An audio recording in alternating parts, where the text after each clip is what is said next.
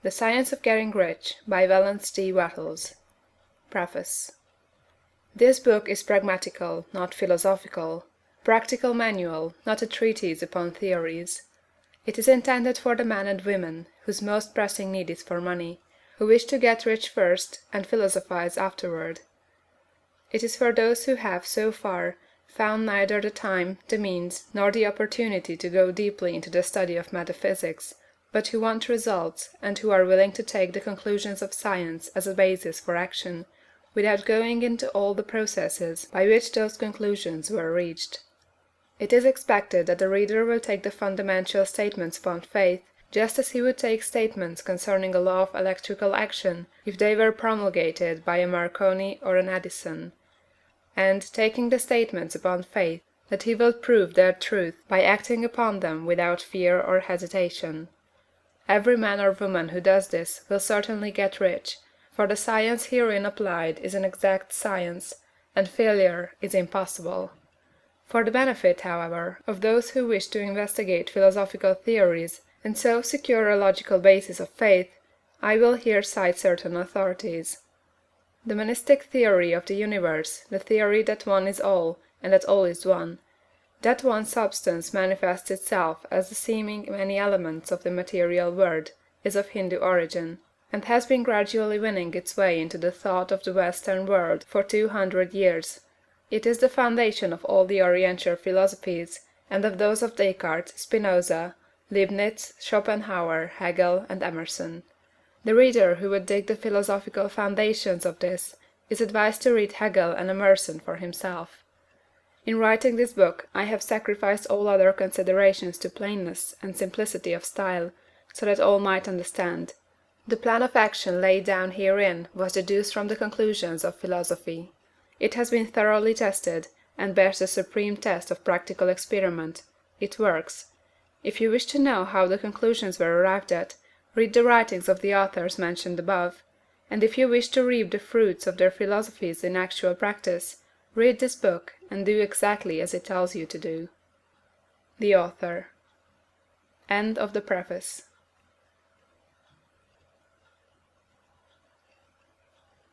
Chapter 1.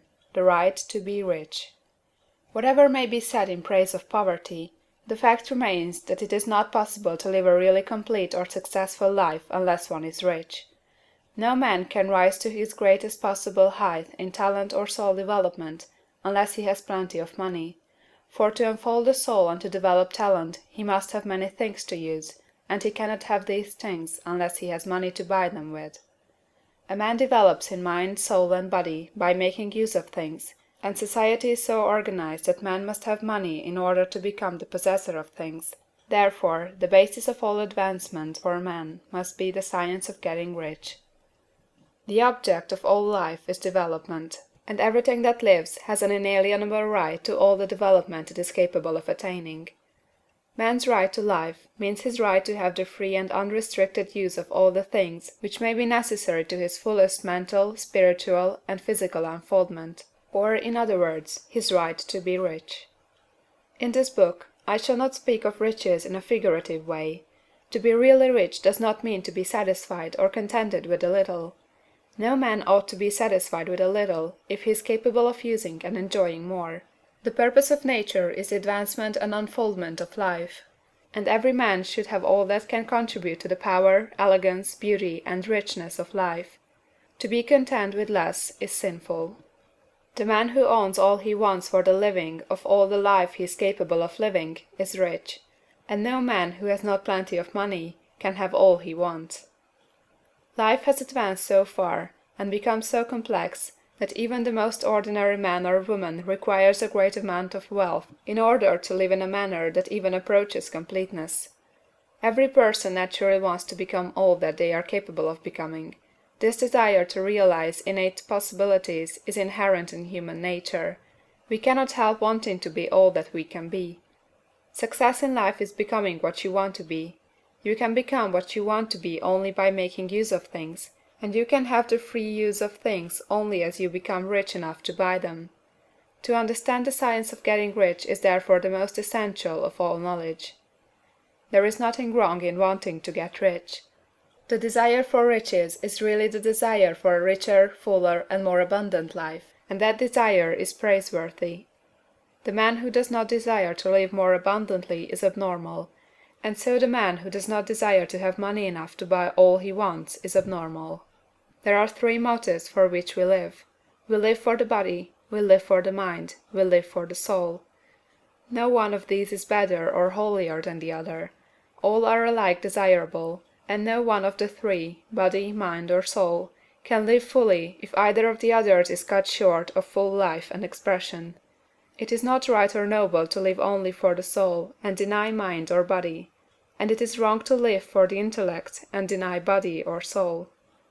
We are all acquainted with the loathsome consequences of living for the body and denying both mind and soul, and we can see that real life means the complete expression of all that man can give forth through body, mind, and soul. Whatever he can say, no man can be really happy or satisfied unless his body is living fully in every function, and unless the same is true for his mind and his soul. Wherever there is unexpressed possibility, or function not performed, there is unsatisfied desire. Desire is possibility seeking expression, or function seeking performance. Man cannot live fully in body without good food, comfortable clothing, and warm shelter, and without freedom from excessive toil. Rest and recreation are also necessary for his physical life.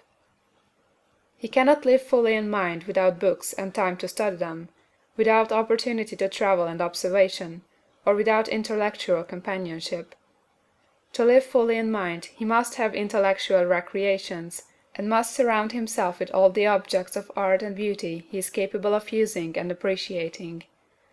To live fully in soul, man must have love, and love is denied expression by poverty. A man's highest happiness is found in the bestowal of benefits on those he loves.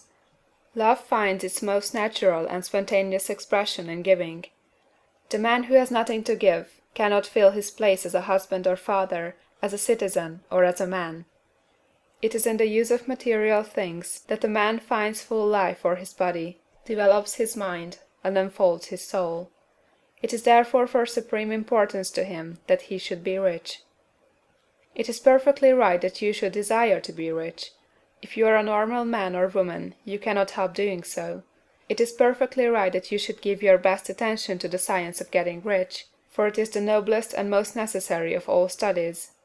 If you neglect this study, you are derelict in your duty to yourself, to God and humanity, for you can render to God and humanity no greater service than to make the most of yourself. End of Chapter 1.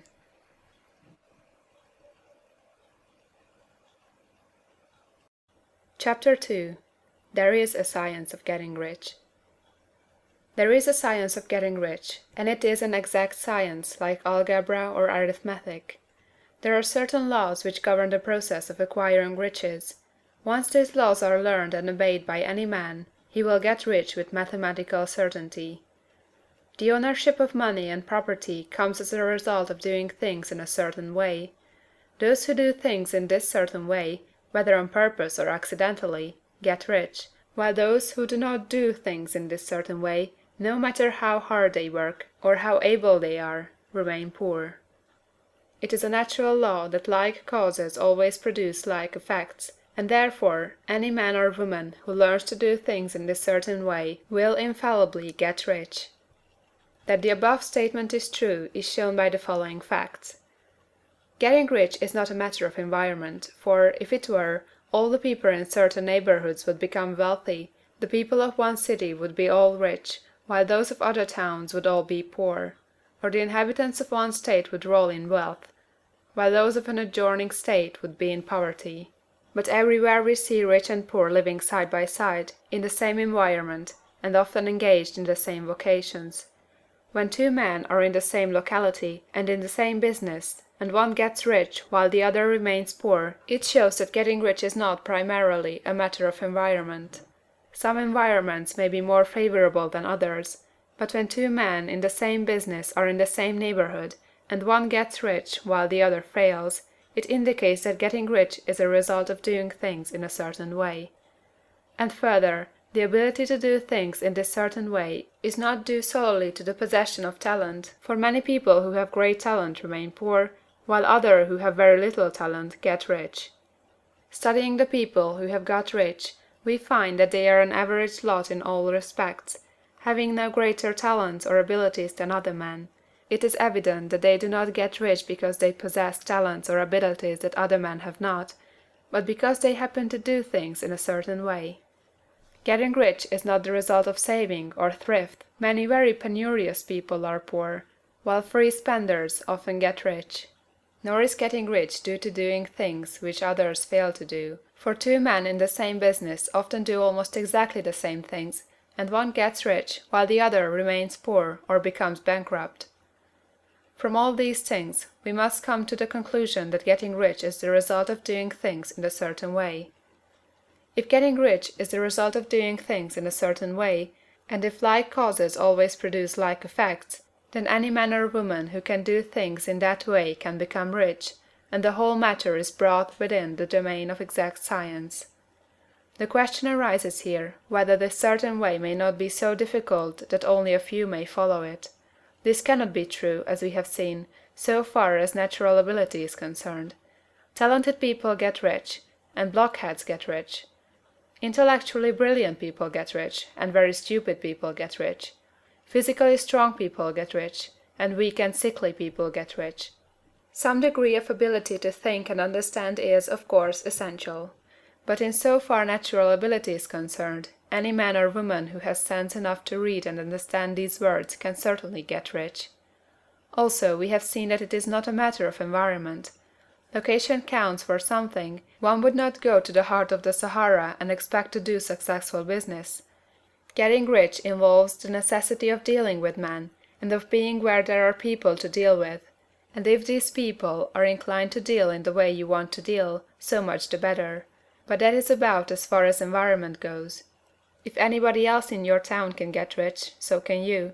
And if anybody else in your state can get rich, so can you.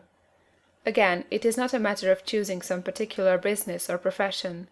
People get rich in every business and in every profession, while their next-door neighbors on the same vocation remain in poverty.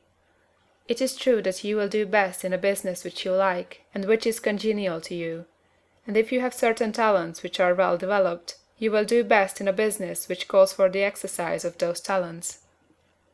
Also, you will do best in a business which is suited to your locality. An ice cream parlor would do better in a warm climate than in Greenland, and a salmon fishery would succeed better in the Northwest than in Florida, where there are no salmon. But, aside from these general limitations, getting rich is not dependent upon your engaging in some particular business, but upon your learning to do things in a certain way. If you are now in business, and everybody else in your locality is getting rich in the same business, while you are not getting rich, it is because you are not doing things in the same way that the other person is doing them. No one is prevented from getting rich by lack of capital. True, as you get capital, the increase becomes more easy and rapid, but one who has capital is already rich, and does not need to consider how to become so. No matter how poor you may be, if you begin to do things in a certain way, you will begin to get rich, and you will begin to have capital. The getting of capital is a part of the process of getting rich, and it is a part of the result which invariably follows the doing of things in a certain way. You may be the poorest man on the continent, and be deeply in debt. You may have neither friends, influence, nor resources, but if you begin to do things in this way, you must infallibly begin to get rich, for like causes must produce like effects. If you have no capital, you can get capital. If you are in the wrong business, you can get into the right business. If you are in the wrong location, you can go to the right location, and you can do so by beginning in your present business and in your present location to do things in the certain way which causes success. End of chapter 2.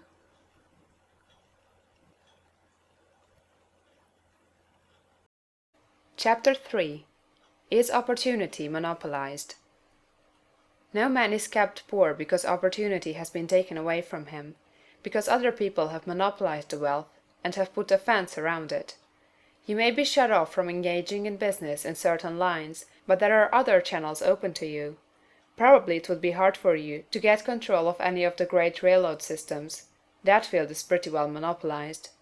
But the electric railway business is still in its infancy, and offers plenty of scope for enterprise, and it will be but a few years until traffic and transportation through the air will become a great industry, and in all its branches will give employment to hundreds of thousands and perhaps to millions of people.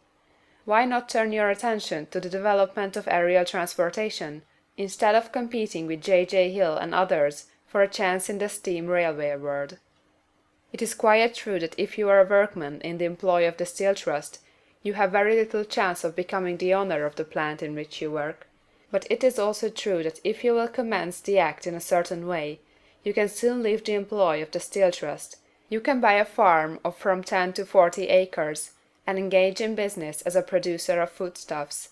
There is great opportunity at this time for men who will live upon small tracts of land and cultivate the same intensively.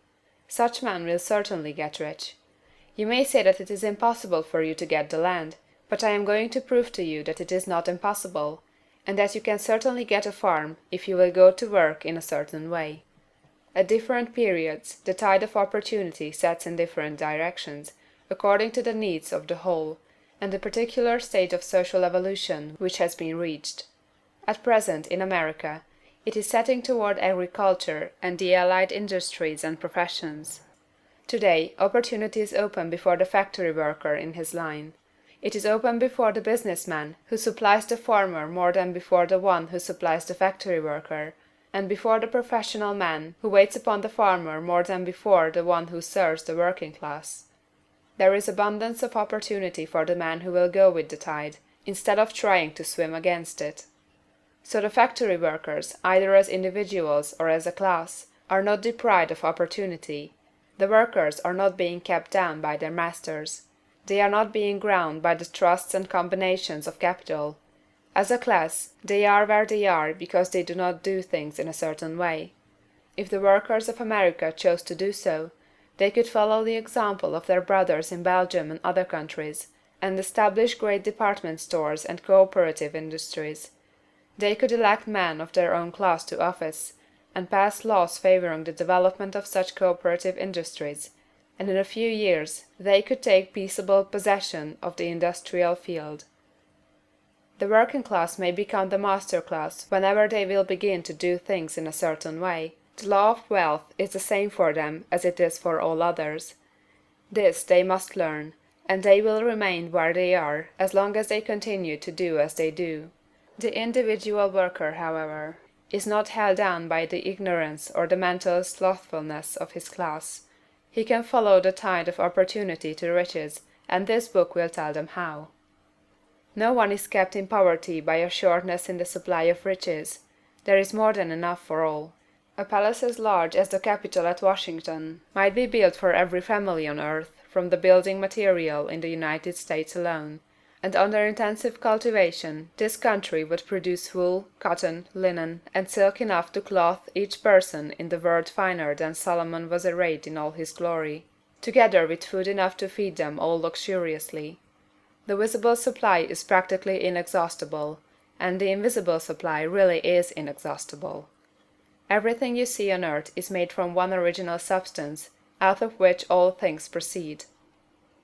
New forms are constantly being made, and older ones are dissolving, but all are shapes assumed by one thing. There is no limit to the supply of formless stuff, or original substance. The universe is made out of it, but it was not all used in making the universe. The spaces in, through, and between the forms of the visible universe are permeated and filled with the original substance, with the formless stuff, with the raw material of all things. 10,000 times as much as has been made might still be made, and even then we should not have exhausted the supply of universal raw material. No man, therefore, is poor because nature is poor, or because there is not enough to go round. Nature is an inexhaustible storehouse of riches. The supply will never run short. Original substance is alive with creative energy, and is constantly producing more forms. When the supply of building material is exhausted, more will be produced. When the soil is exhausted, so that foodstuffs and materials for clothing will no longer grow upon it, it will be renewed, or more soil will be made. When all the gold and silver has been dug from the earth, if man is still in such a stage of social development that he needs gold and silver, more will be produced from the formless. The formless stuff responds to the needs of man, it will not let him be without any good thing. This is true of man collectively. The race as a whole is always abundantly rich, and if individuals are poor, it is because they do not follow the certain way of doing things which makes the individual man rich. The formless stuff is intelligent. It is stuff which thinks. It is alive, and is always impelled toward more life. It is the natural and inherent impulse of life to seek to live more. It is the nature of intelligence to enlarge itself, and of consciousness to seek to extend its boundaries and find fuller expression. The universe of forms has been made by formless living substance, throwing itself into form in order to express itself more fully. The universe is a great living presence, always moving inherently toward more life and fuller functioning. Nature is formed for the advancement of life. Its impelling motive is the increase of life. For this cause, everything which can possibly minister to life is bountifully provided. There can be no lack unless God is to contradict himself and nullify his own works. You are not kept poor by lack in the supply of riches. It is a fact that I shall demonstrate a little farther on, that even the resources of the formless supply are at the command of the man or woman who will act and think in a certain way. End of chapter 3.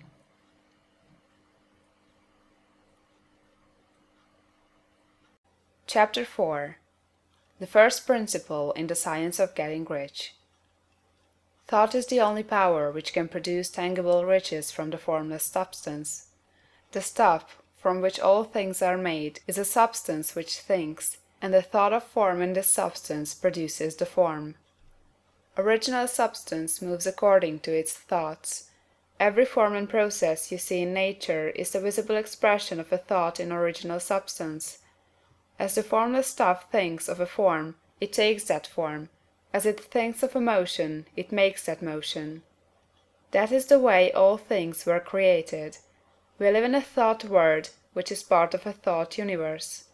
The thought of a moving universe extended throughout formless substance, and the thinking stuff moving according to that thought, took the form of systems of planets, and maintains that form.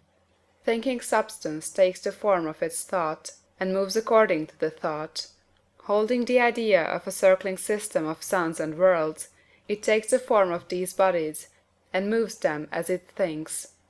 Thinking the form of a slow-growing oak tree, it moves accordingly, and produces the tree, though centuries may be required to do the work. In creating, the formless seems to move according to the lines of motion it has established. The thought of an oak tree does not cause the instant formation of a full-grown tree, but it does start in motion the forces which will produce the tree along established lines of growth. Every thought of form, held in thinking substance, causes the creation of the form, but always, or at least generally, along lines of growth and action already established. The thought of a house of a certain construction, if it were impressed upon formless substance, might not cause the instant formation of the house, but it would cause the turning of creative energies already working in trade and commerce into such channels as to result in the speedy building of the house. And if there were no existing channels through which the creative energy could work, then the house would be formed directly from primal substance, without waiting for the slow processes of the organic and inorganic world. No thought of form can be impressed upon original substance without causing the creation of the form. Man is a thinking centre, and can originate thought. All the forms that man fashions with his hands must first exist in his thought. He cannot shape a thing until he has thought that thing. And so far man has confined his efforts wholly to the work of his hands. He has applied manual labor to the world of forms, seeking to change or modify those already existing. He has never thought of trying to cause the creation of new forms by impressing his thoughts upon formless substance. When man has a thought form, he takes material from the forms of nature, and makes an image of the form which is in his mind. He has so far made little or no effort to cooperate with formless intelligence, to work with the Father. He has not dreamed that he can do what he sees the Father doing. Man reshapes and modifies existing forms by manual labor.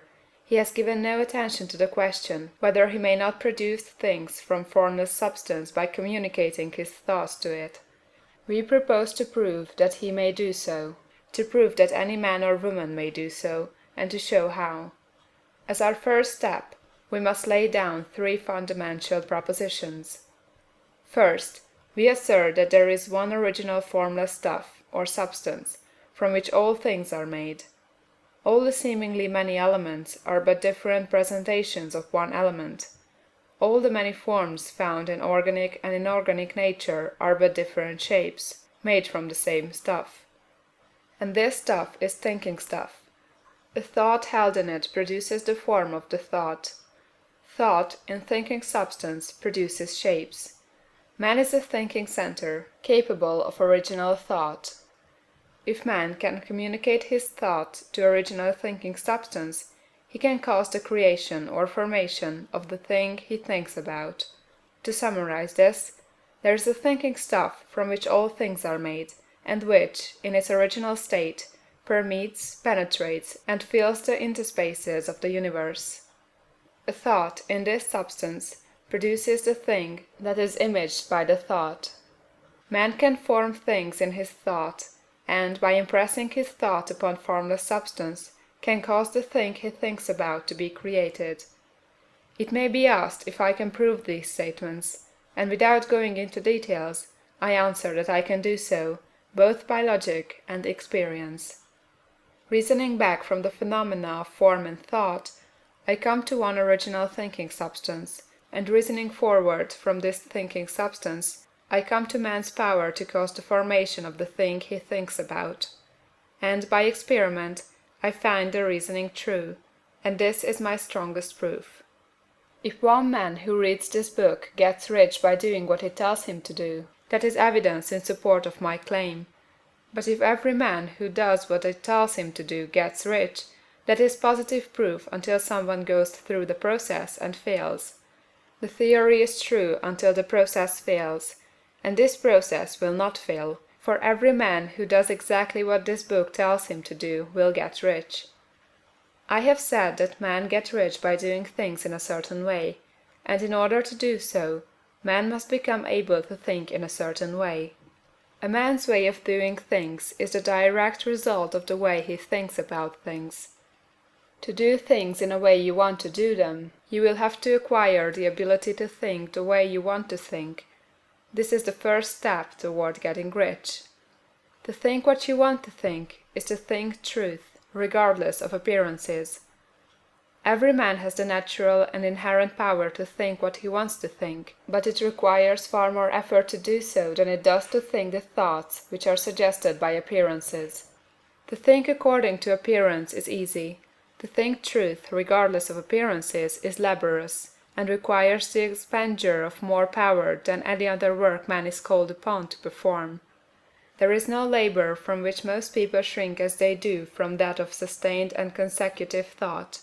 It is the hardest work in the world. This is especially true when truth is contrary to appearances. Every appearance in the visible world tends to produce a corresponding form in the mind which observes it, and this can only be prevented by holding the thought of the truth. To look upon the appearance of disease will produce the form of disease in your own mind, and ultimately in your body, unless you hold the thought of the truth, which is that there is no disease, it is only an appearance, and the reality is health. To look upon the appearances of poverty will produce corresponding forms in your own mind, unless you hold to the truth that there is no poverty, there is only abundance. To think health when surrounded by the appearances of disease, or to think riches when in the midst of appearances of poverty, requires power. But he who acquires this power becomes a master mind. He can conquer fate. He can have what he wants. This power can only be acquired by getting hold of the basic fact which is behind all appearances, And that fact is that there is one thinking substance, from which and by which all things are made. Then we must grasp the truth that every thought held in this substance becomes a form, and that man can so impress his thoughts upon it as to cause them to take form and become visible things. When we realize this, we lose all doubt and fear, for we know that we can create we want to create, we can get what we want to have, and can become what we want to be. As a first step toward getting rich, you must believe the three fundamental statements given previously in this chapter, and in order to emphasize them, I repeat them here. There is a thinking stuff from which all things are made, and which, in its original state, permeates, penetrates, and fills the interspaces of the universe. A thought, in this substance, produces the thing that is imaged by the thought. Man can form things in his thought, and, by impressing his thought upon formless substance, can cause the thing he thinks about to be created. You must lay aside all other concepts of the universe than this monistic one, and you must dwell upon this until it is fixed in your mind, and has become your habitual thought. Read these creed statements over and over again, fix every word upon your memory, and meditate upon them until you firmly believe what they say. If a doubt comes to you, cast it aside as a sin. Do not listen to arguments against this idea. Do not go to churches or lectures where a contrary concept of things is taught or preached. Do not read magazines or books which teach a different idea. If you get mixed up in your faith, all your efforts will be in vain. Do not ask why these things are true, nor speculate as to how they can be true. Simply take them on trust. The science of getting rich begins with the absolute acceptance of this faith. End of chapter 4.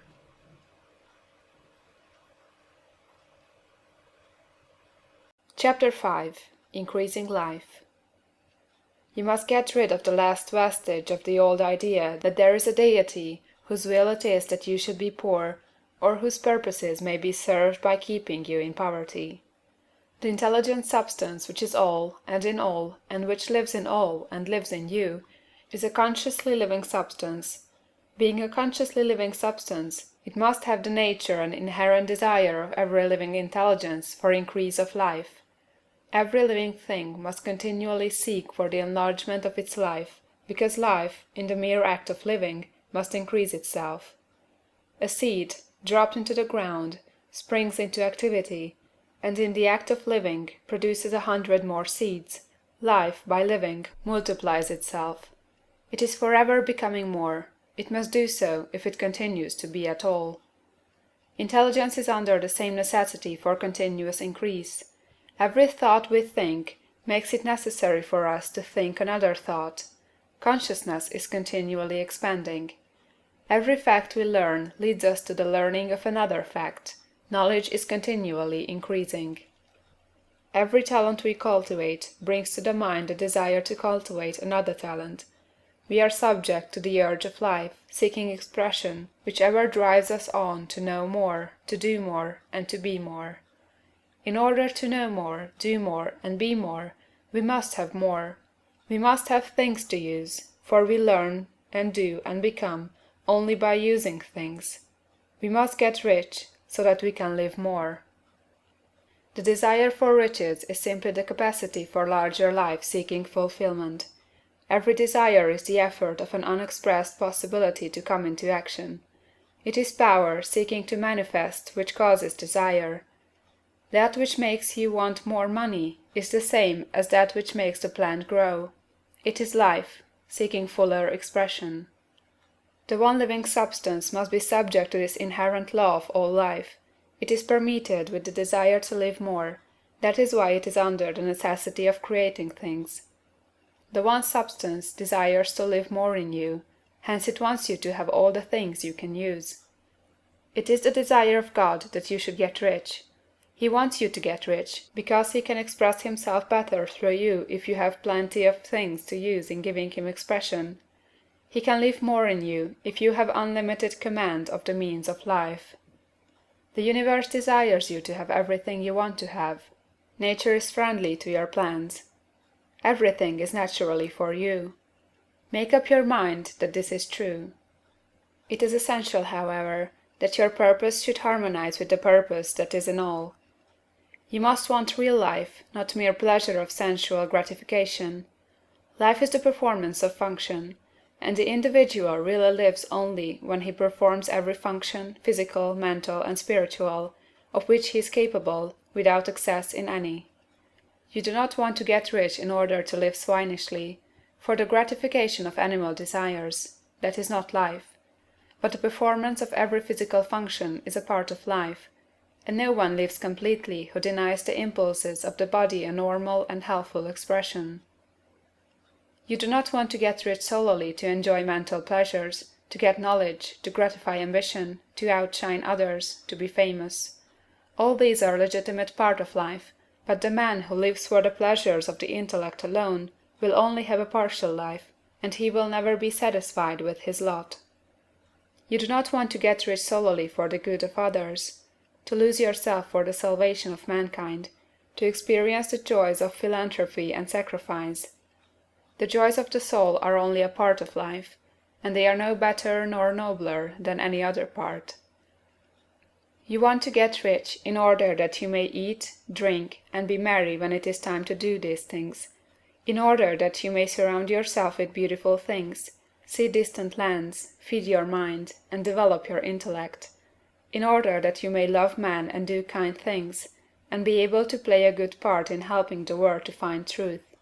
But remember that extreme altruism is no better nor nobler than extreme selfishness. Both are mistakes. Get rid of the idea that God wants you to sacrifice yourself for others, and that you can secure his favor by doing so. God requires nothing of the kind. What he wants you is that you should make the most of yourself, for yourself and for others. And you can help others more by making the most of yourself than in any other way. You can make the most of yourself only by getting rich, so it is right and praiseworthy that you should give your first and best thought to the work of acquiring wealth. Remember, however, that the desire of substance is for all, and its movements must be for more life to all. It cannot be made to work for less life to any, because it is equally in all, seeking riches and life. Intelligent substance will make things for you, but it will not take things away from some one else and give them to you. You must get rid of the thought of competition. You are to create, not to compete for what is already created.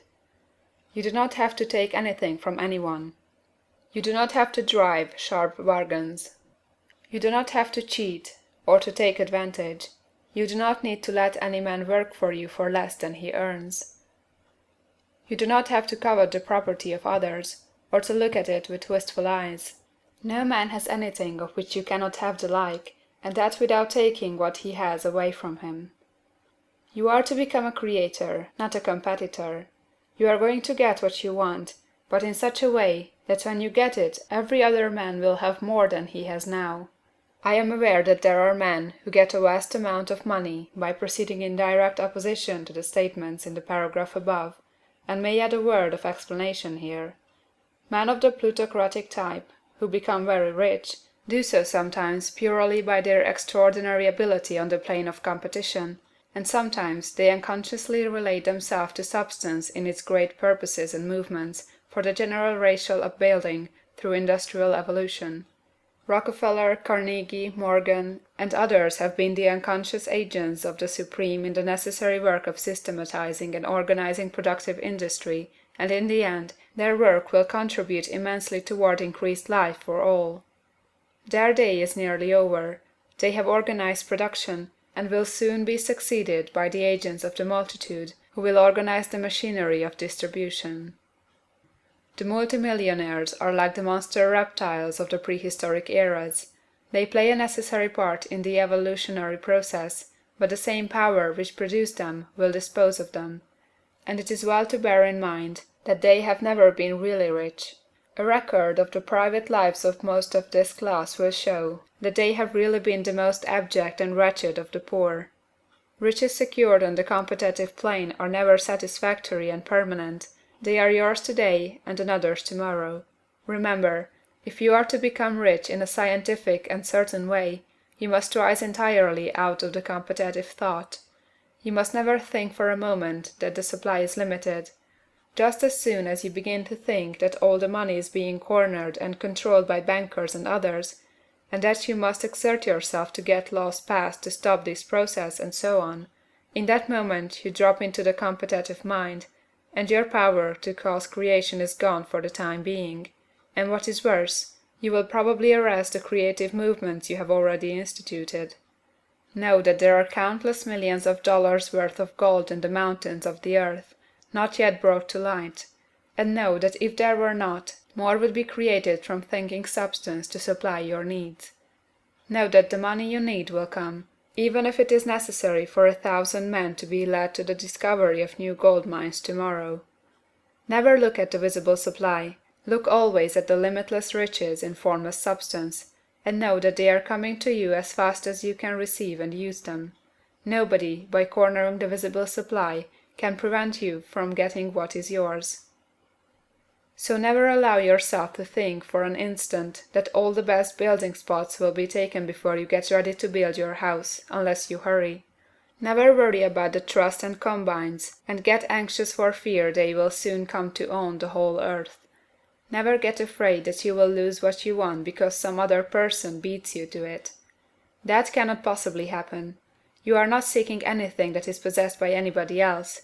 You are causing what you want to be created from formless substance, and the supply is without limits. Stick to the formulated statement.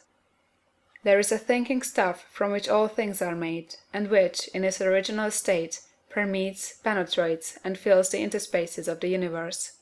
A thought, in this substance, produces the thing that is imaged by the thought. Man can form things in his thought, and, by impressing his thought upon formless substance, can cause the thing he thinks about to be created. End of chapter 5.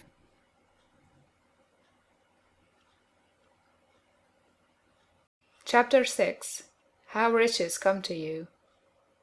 When I say that you do not have to drive sharp bargains, I do not mean that you do not have to drive any bargains at all, or that you are above the necessity for having any dealings with your fellow men. I mean that you will not need to deal with them unfairly. You do not have to get something for nothing, but can give to every man more than you take from him. You cannot give every man more in cash market value than you take from him, but you can give him more in use value than the cash value of the thing you take from him. The paper, ink, and other material in this book may not be worth the money you pay for it, but if the ideas suggested in it bring you thousands of dollars, you have not been wronged by those who sold it to you. They have given you a great use value for a small cash value. Let us suppose that I own a picture by one of the greatest artists, which, in any civilized community, is worth thousands of dollars. I take it to Baffin Bay, and by salesmanship induce an Eskimo to give a bundle of furs worth 500 for it. I have really wronged him, for he has no use for the picture. It has no use value to him. It will not add to his life. But suppose I give him a gun, worth $50 for his furs. Then he has made a good bargain. He has use for the gun. It will get him many more furs and much food. It will add to his life in every day. It will make him rich. When you rise from the competitive to the creative plane, you can scan your business transactions very strictly, and if you are selling any man anything which does not add more to his life than the thing he gives you in exchange, you can afford to stop it.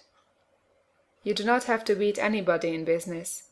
And if you are in a business which does beat people, get out of it at once. Give every man more in use value than you take from him in cash value. Then you are adding to the life of the world by every business transaction.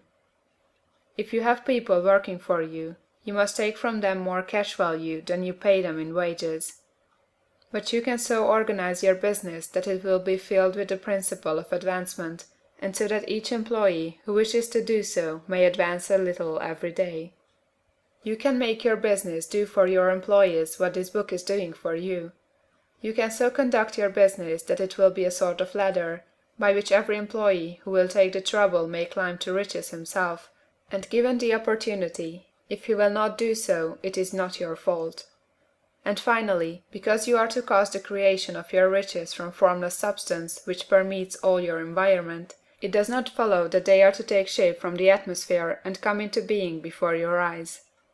If you want a sewing machine, for instance, I do not mean to tell you that you are to impress the thought of a sewing machine on thinking substance until the machine is formed without hands, in the room where you sit or elsewhere. But if you want a sewing machine, hold the mental image of it with the most positive certainty that it is being made, or is on its way to you.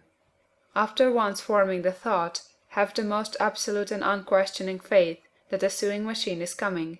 Never think of it or speak of it in any other way than as being sure to arrive. Claim it as already yours. It will be brought to you by the power of the Supreme Intelligence acting upon the minds of men.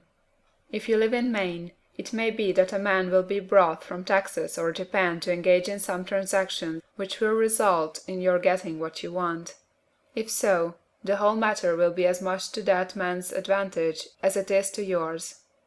Do not forget for a moment that the thinking substance is through all, in all, communicating with all, and can influence all.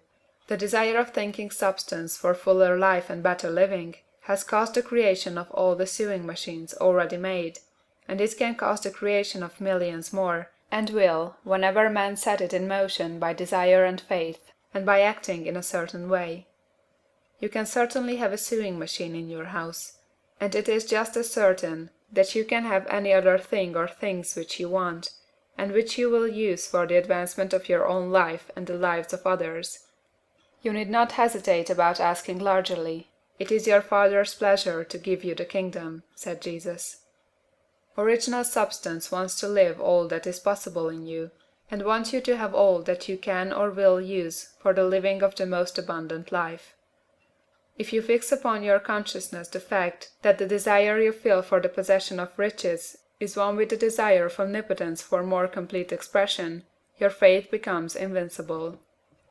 Once I saw a little boy sitting at a piano and vainly trying to bring harmony out of the keys, and I saw that he was grieved and provoked by his inability to play real music. I asked him the cause of this vexation, and he answered, "I can feel the music in me, but I can't make my hands go right." The music in him was the urge of original substance, containing all the possibilities of all life. All that there is of music was seeking expression through the child. God, the one substance, is trying to live and do and enjoy things through humanity.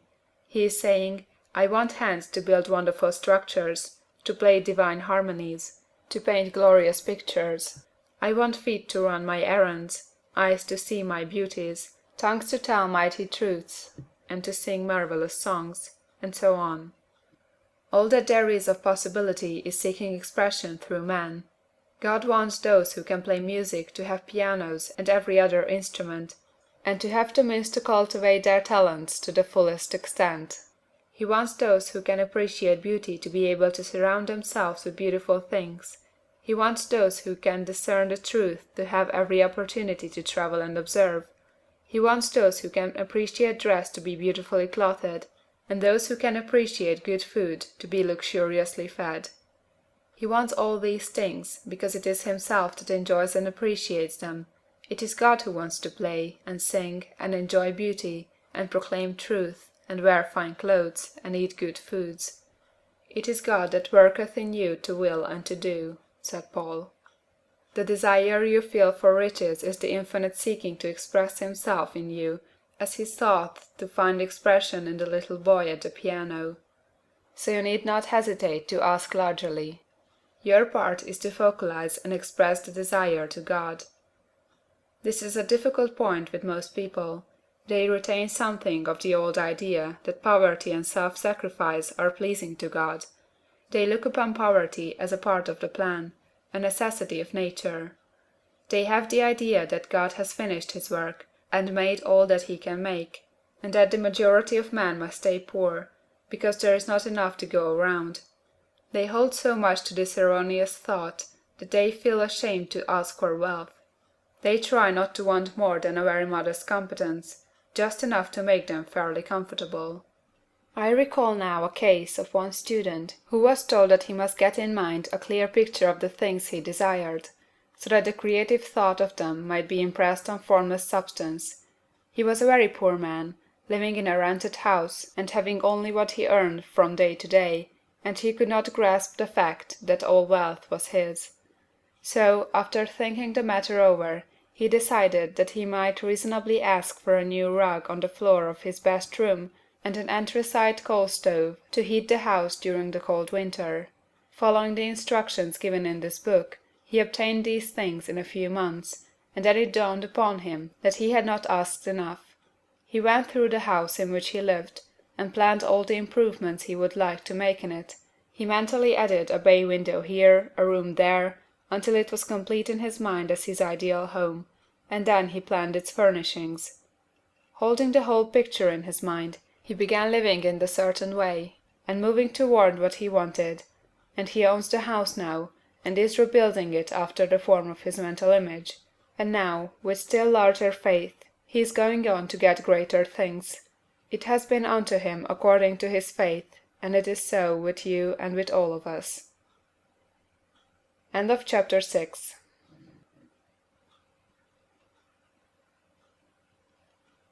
Chapter 7. Gratitude. The illustrations given in the last chapter will have conveyed to the reader the fact that the first step toward getting rich is to convey the idea of your wants to the formless substance. This is true, and you will see that in order to do so, it becomes necessary to relate yourself to the formless intelligence in a harmonious way. To secure this harmonious relation is a matter of such primary and vital importance that I shall give some space to its discussion here, and give you instructions which, if you will follow them, will be certain to bring you into perfect unity of mind with God. The whole process of mental adjustment and atonement can be summed up in one word: gratitude. First, you believe that there is one intelligent substance, from which all things proceed.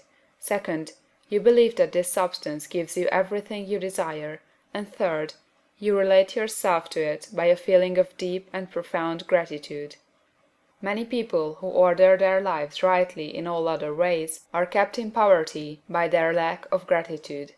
Having received one gift from God, they cut the wires which connect them with him by failing to make acknowledgment. It is easy to understand that the nearer we live to the source of wealth, the more wealth we shall receive. And it is easy also to understand that the soul that is always grateful lives in closer touch with God than the one which never looks to him in thankful acknowledgment.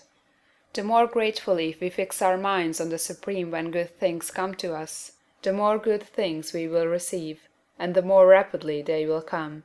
And the reason simply is that the mental attitude of gratitude draws the mind into closer touch with the source from which the blessings come.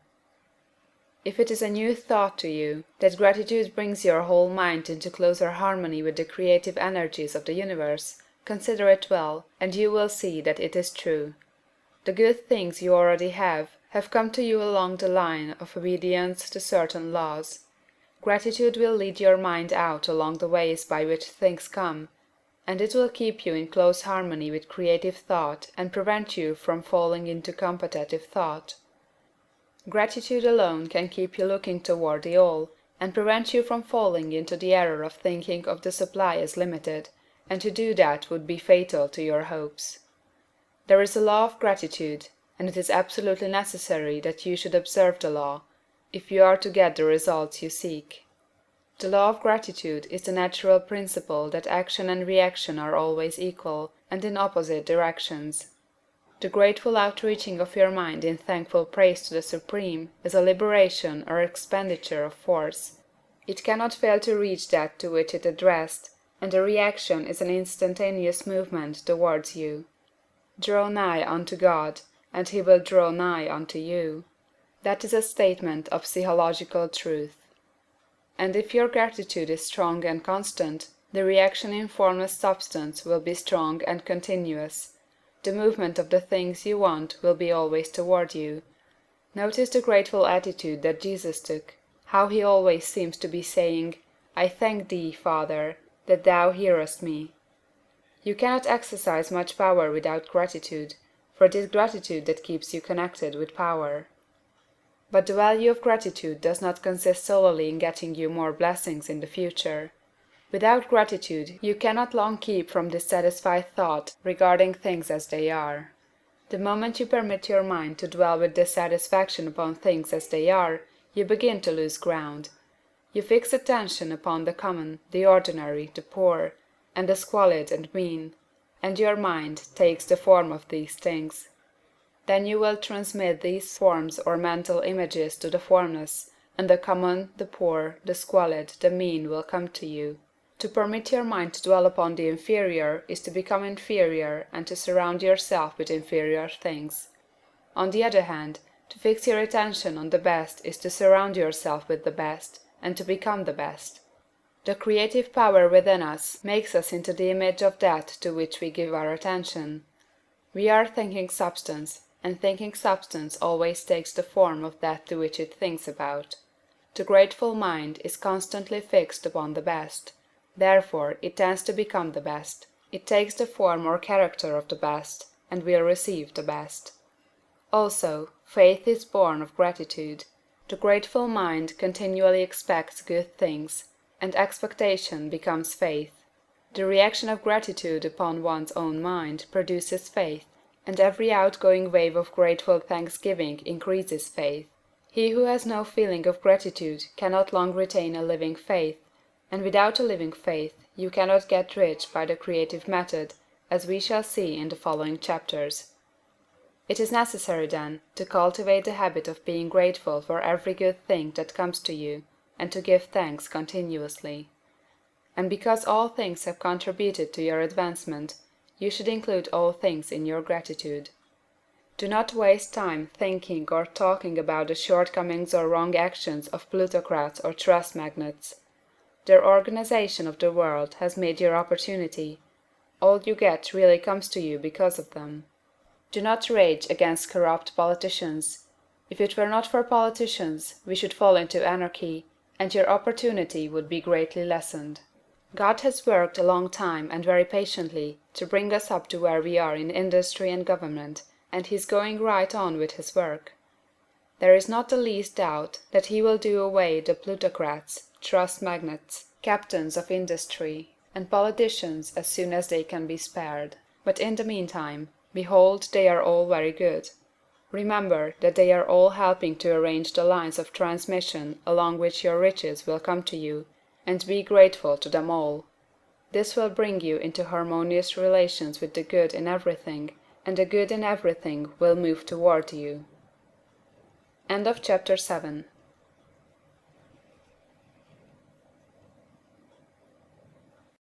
Chapter 8. Thinking in the Certain Way.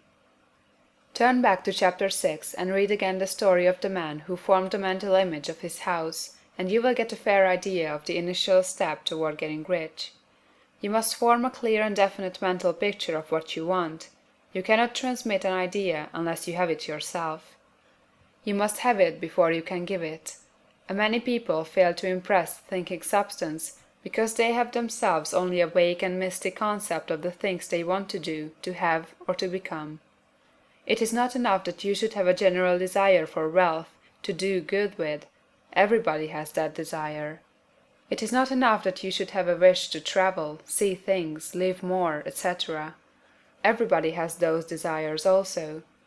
If you are going to send a wireless message to a friend, you would not send the letters of the alphabet in their order, and let him construct the message for himself, nor would you take words at random from the dictionary. You would send a coherent sentence, one which meant something. When you try to impress your wants upon substance, remember that it must be done by a coherent statement.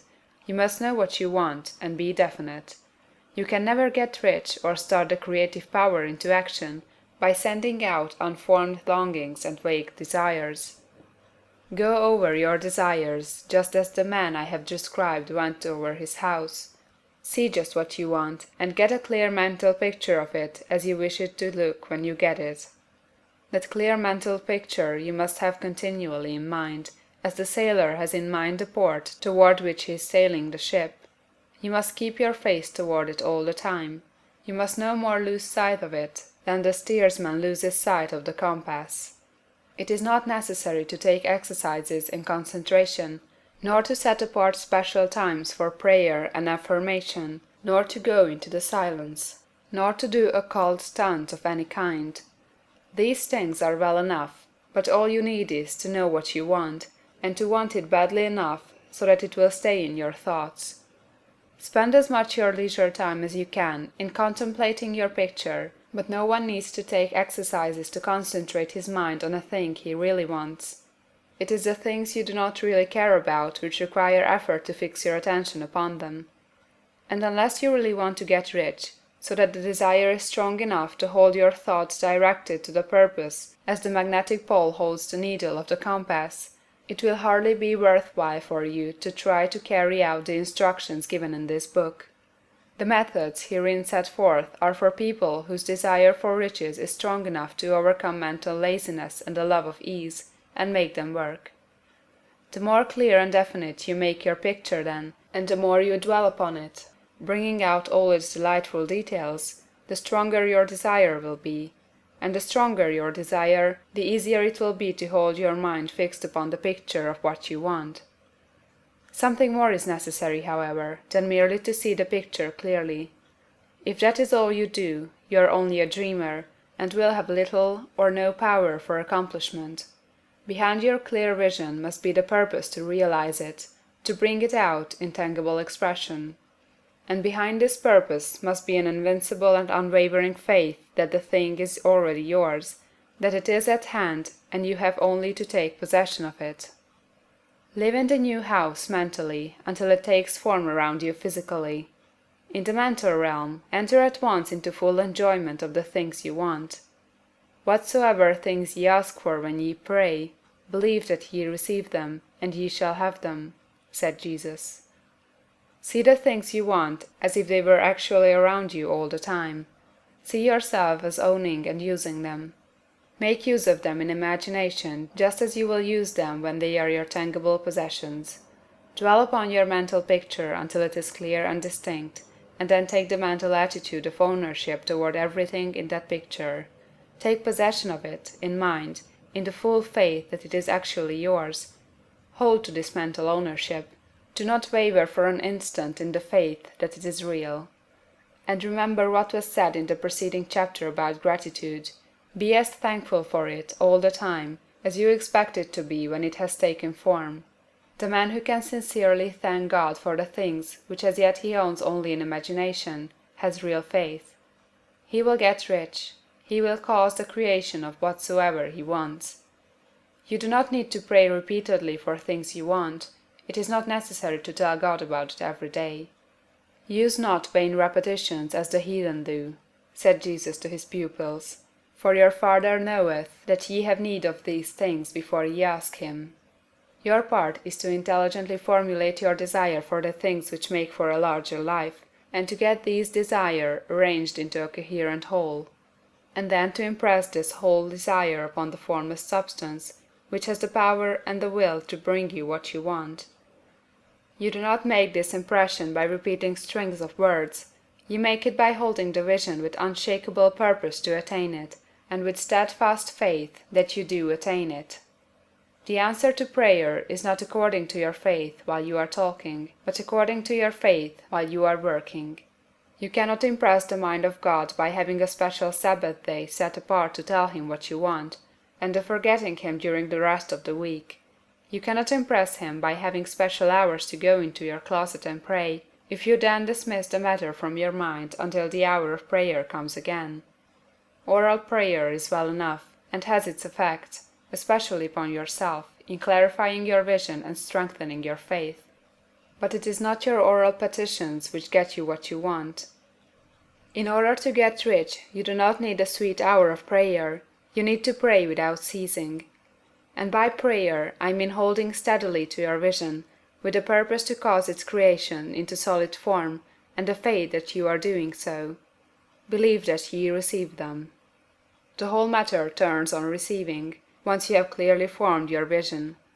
When you have formed it, it is well to make an oral statement, addressing the Supreme in reverent prayer, and from that moment you must, in mind, receive what you ask for. Live in the new house, wear the fine clothes, ride in the automobile, go on the journey, and confidently plan for greater journeys. Think and speak of all the things you have asked for in terms of actual present ownership.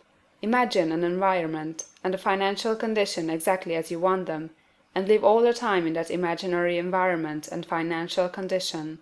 Mind, however, that you do not do this as a mere dreamer or castle builder. Hold to the faith that the imaginary is being realized, and to the purpose to realize it. Remember that it is faith and purpose in the use of the imagination which makes the difference between the scientist and the dreamer. And having learned this fact, it is here that you must learn the proper use of the will. End of chapter 8.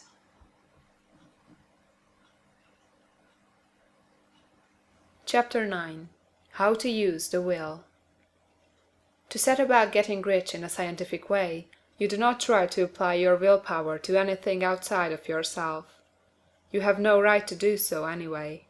It is wrong to apply your will to other men and women in order to get them do what you wish done.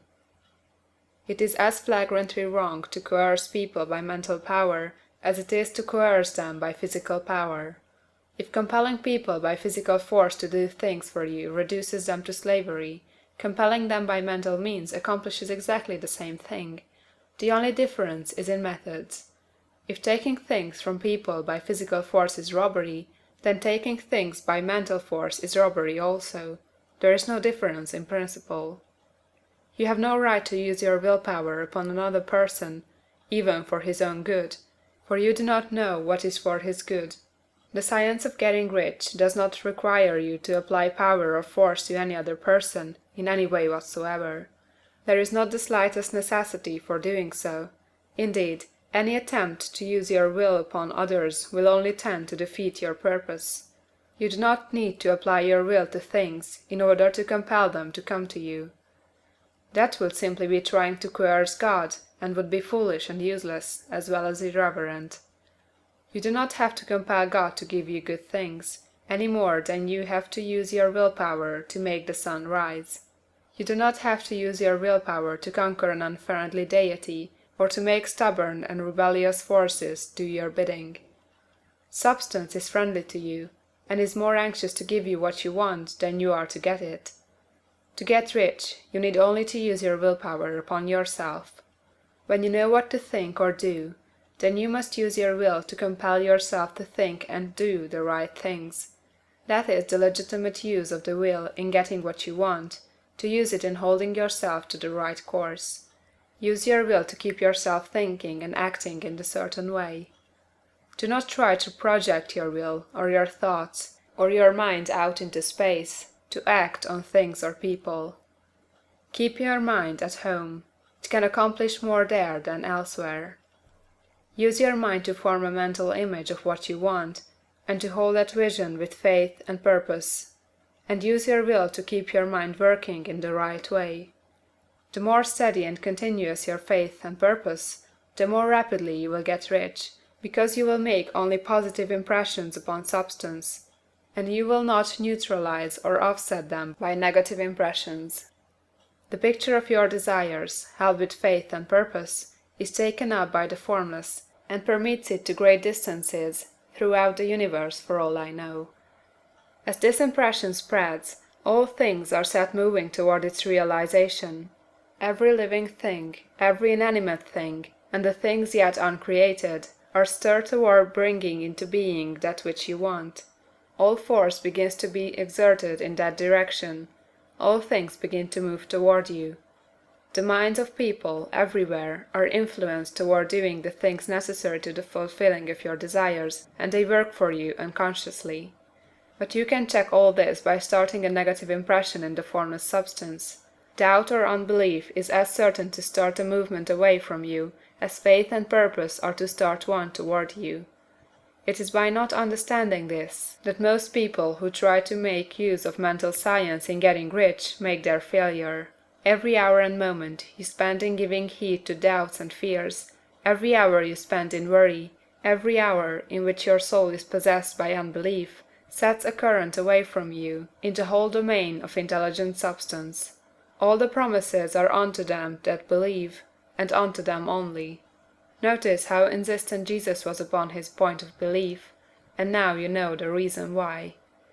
Since belief is all important, it behooves you to guard your thoughts, and as your beliefs will be shaped in a very great extent by the things you observe and think about, it is important that you should command your attention. And here the will comes into use, for it is by your will that you determine upon what things your attention shall be fixed. If you want to become rich, you must not make a study of poverty.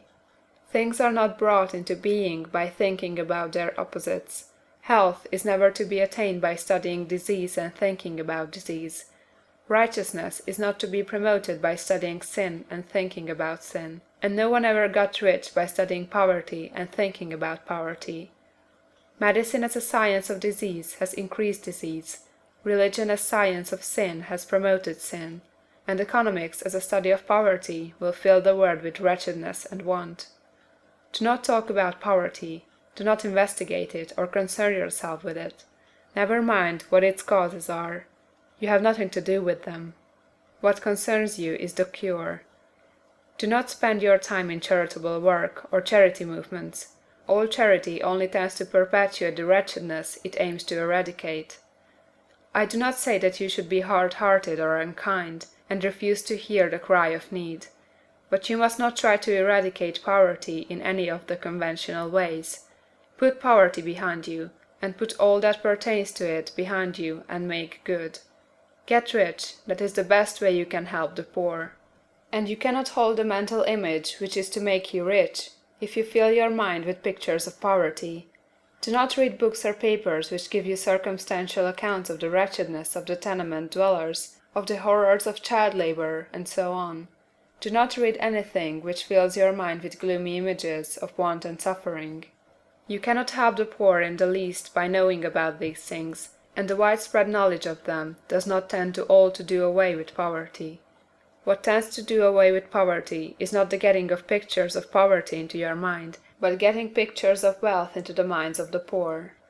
You are not deserting the poor in their misery when you refuse to allow your mind to be filled with pictures of that misery. Poverty can be done away with, not by increasing the number of well-to-do people to think about poverty, but by increasing the number of poor people who purpose with faith to get rich. The poor do not need charity, they need inspiration. Charity only sends them a loaf of bread to keep them alive in their wretchedness, or gives them an entertainment to make them forget for an hour or two, but inspiration will cause them to rise out of their misery. If you want to help the poor, demonstrate to them that they can become rich. Prove it by getting rich yourself. The only way in which poverty will ever be banished from this world is by getting a large and constantly increasing number of people to practice the teaching of this book. People must be taught to become rich by creation, not by competition. Every man who becomes rich by competition throws down behind him the ladder by which he rises, and keeps others down. But every man who gets rich by creation opens a way for thousands to follow him, and inspires them to do so. You are not showing hardness of heart or an unfeeling disposition when you refuse to pity poverty, see poverty, read about poverty, or think and talk about it, or to listen to those who do talk about it. Use your willpower to keep your mind off the subject of poverty, and to keep it fixed with faith and purpose on the vision of what you want. End of chapter 9.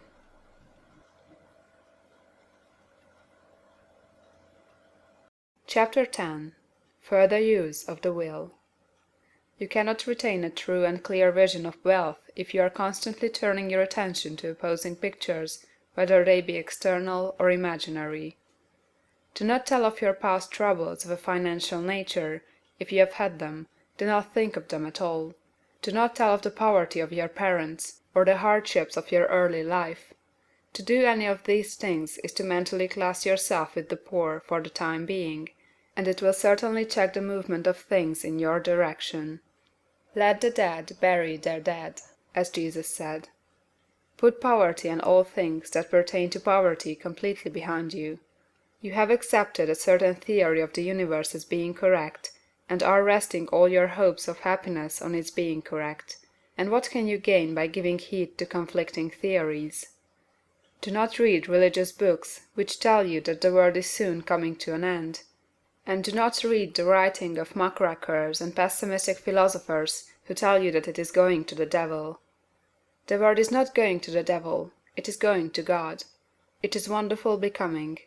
True, there may be a good many things in existing conditions which are disagreeable, but what is the use of studying them when they are certainly passing away, and when the study of them only tends to check their passing and keep them with us? Why give time and attention to things which are being removed by evolutionary growth, when you can hasten their removal only by promoting the evolutionary growth as far as your part of it goes? No matter how horrible in seeming may be the conditions in certain countries, sections, or places, you waste your time and destroy your own chances by considering them. You should interest yourself in the world's becoming rich. Think of the riches the world is coming into, instead of the poverty it is growing out of.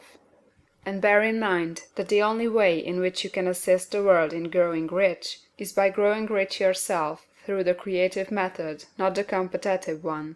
Give your attention wholly to the riches. Ignore poverty. Whenever you think or speak of those who are poor, think and speak of them as those who are becoming rich, as those who are to be congratulated rather than pitied. Then they and others will catch the inspiration and begin to search for the way out. Because I say that you are to give your whole time and mind and thought to riches, it does not follow that you are to be sordid or mean. To become really rich is the noblest aim you can have in life, for it includes everything else.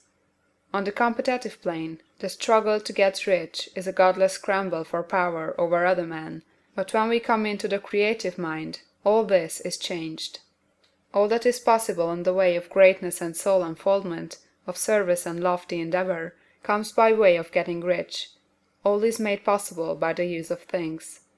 If you lack for physical health, you will find that the attainment of it is conditional on your getting rich. Only those who are emancipated from financial worry and who have the means to live a carefree existence and follow hygienic practices can have and retain health. Moral and spiritual greatness is possible only to those who are above the competitive battle of existence, and only those who are becoming rich on the plane of creative thought are free from the degrading influences of competition. If your heart is set on domestic happiness, remember that love flourishes best where there is refinement, a high level of thought, and freedom from corrupting influences, and these are to be found only where riches are attained by the exercise of creative thought, without strife or rivalry. You can aim at nothing so great or noble, I repeat, as to become rich, and you must fix your attention upon your mental picture of riches, to the exclusion of all that may tend to dim or obscure the vision. You must learn to see the underlying truth in all things. You must see beneath all seemingly wrong conditions the great one life ever moving forward toward fuller expression and more complete happiness. It is the truth that there is no such thing as poverty, that there is only wealth. Some people remain in poverty because they are ignorant of the fact that there is wealth for them, and these can be best taught by showing them the way of affluence in your own person and practice. Others are poor because, while they feel that there is a way out, they are too intellectually indolent to put forth the mental effort necessary to find that way and by travel it, and for these the very best thing you can do is to arouse their desire by showing them the happiness that comes from being rightly rich. Others still are poor because, while they have some notion of science, they have become so swamped and lost in the maze of metaphysical and occult theories that they do not know which road to take. They try a mixture of many systems and fail in all. For these again the very best thing to do is to show the right way in your own person and practice. An ounce of doing things is worth a pound of theorizing. The very best thing you can do for the whole world is to make the most of yourself. You can serve God and man in no more effective way than by getting rich. That is, if you get rich by the creative method and not by the competitive one. Another thing. We assert that this book gives in detail the principles of the science of getting rich, and if that is true, you do not need to read any other book upon the subject. This may sound narrow and egoistical, but consider, There is no more scientific method of computation in mathematics than by addition, subtraction, multiplication, and division. No other method is possible. There can be but one shortest distance between two points. There is only one way to think scientifically, and that is to think in the way that leads to the most direct and simple route to the goal. No man has yet formulated a briefer or less complex system than the one set forth herein. It has been stripped of all non-essentials. When you commence on this, lay all others aside. Put them out of your mind altogether. Read this book every day, keep it with you, commit it to memory, and do not think about other systems and theories. If you do, you will begin to have doubts, and to be uncertain and wavering in your thought, and then you will begin to make failures. After you have made good and become rich, you may study other systems as much as you please, but until you are quite sure that you have gained what you want, do not read anything on this line but this book, unless it be the authors mentioned in the preface. And read only the most optimistic comments on the world's news, those in harmony with your picture. Also, postpone your investigations into the occult. Do not dabble in theosophy, spiritualism, or kindred studies.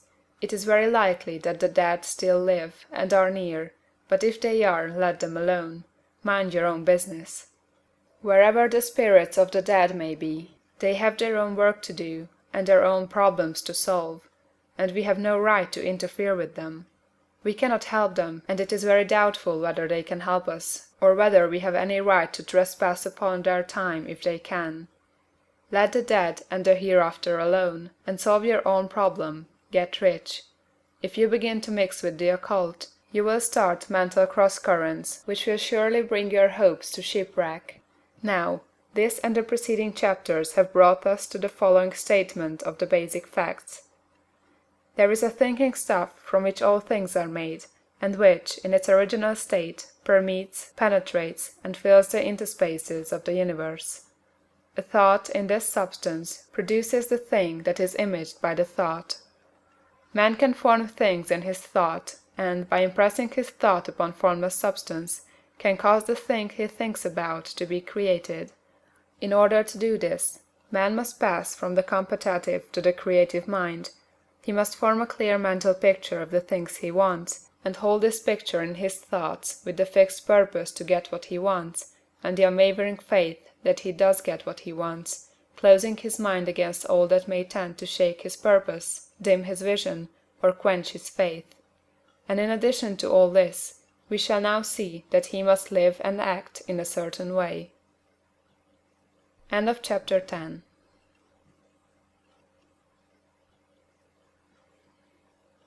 Chapter 11. Acting in a certain way. Thought is the creative power, or the impelling force which causes the creative power to act. Thinking in a certain way will bring riches to you, but you must not rely upon thought alone, paying no attention to personal action. That is the rock upon which many otherwise scientific metaphysical thinkers meet shipwreck, the failure to connect thought with personal action. We have not yet reached the stage of development, even supposing such a stage to be possible, in which man can create directly from formless substance without nature's processes or the work of human hands. Man must not only think, but his personal action must supplement his thought. By thought, you can cause the gold in the hearts of the mountains to be impelled toward you, but it will not mine itself, refine itself, coin itself into double eagles, and come rolling along the roads seeking its way into your pocket. Under the impelling power of the Supreme Spirit, man's affairs will be so ordered that some one will be led to mine the gold for you. Other men's business transactions will be so directed that the gold will be brought toward you, and you must so arrange your own business affairs that you may be able to receive it when it comes to you. Your thought makes all things, animate and inanimate, work to bring you what you want, but your personal activity must be such that you can rightly receive what you want when it reaches you. You are not to take it as charity, nor to steal it. You must give every man more in use value than he gives you in cash value. The scientific use of thought consists in forming a clear and distinct mental image of what you want, in holding fast to the purpose to get what you want, and in realizing with grateful faith that you do get what you want. Do not try to project your thought in any mysterious or occult way, with the idea of having it go out and do things for you. That is wasted effort, and will weaken your power to think with sanity. The action of thought in getting rich is fully explained in the preceding chapters. Your faith and purpose positively impress your vision upon formless substance, which has the same desire for more life that you have, and this vision, received from you, sets all the creative forces at work in and through their regular channels of action, but directed toward you. It is not your part to guide or supervise the creative process. All you have to do with that is to retain your vision, stick to your purpose, and maintain your faith and gratitude. But you must act in a certain way, so that you can appropriate what is yours when it comes to you, so that you can meet the things you have in your picture, and put them in their proper places as they arrive. You can really see the truth of this. When things reach you, they will be in the hands of other men, who will ask an equivalent for them. And you can only get what is yours by giving the other man what is his. Your pocketbook is not going to be transformed into a Fortunatus purse, which shall be always full of money without effort on your part. This is a crucial point in the science of getting rich.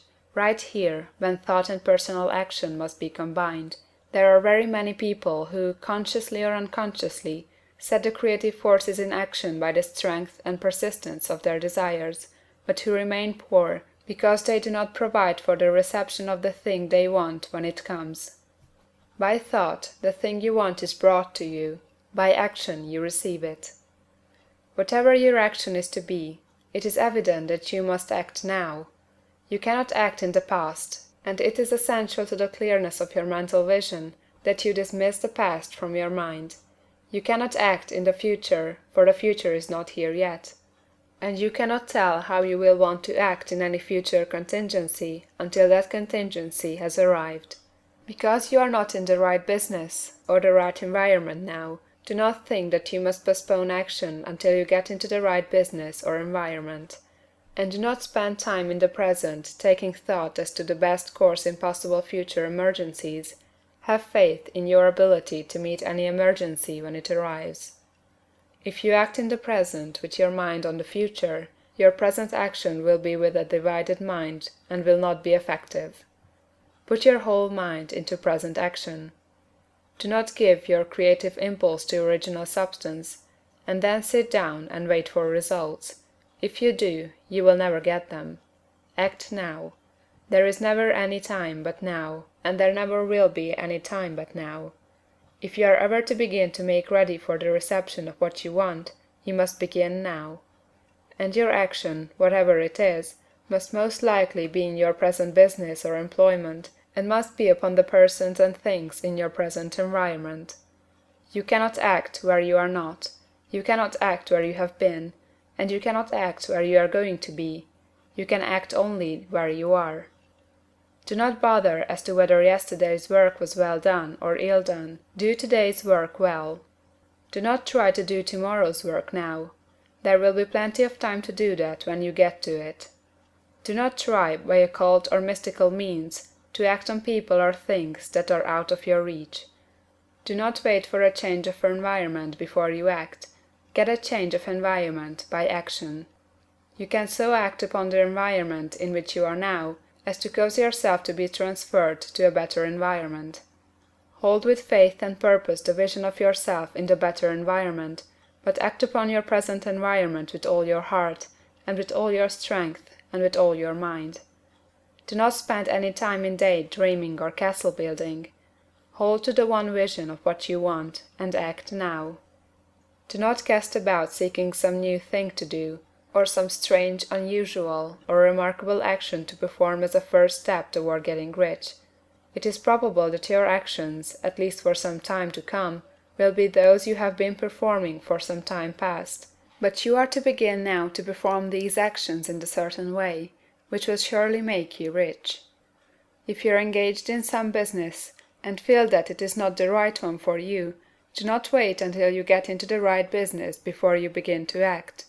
Do not feel discouraged, or sit down and lament because you are misplaced.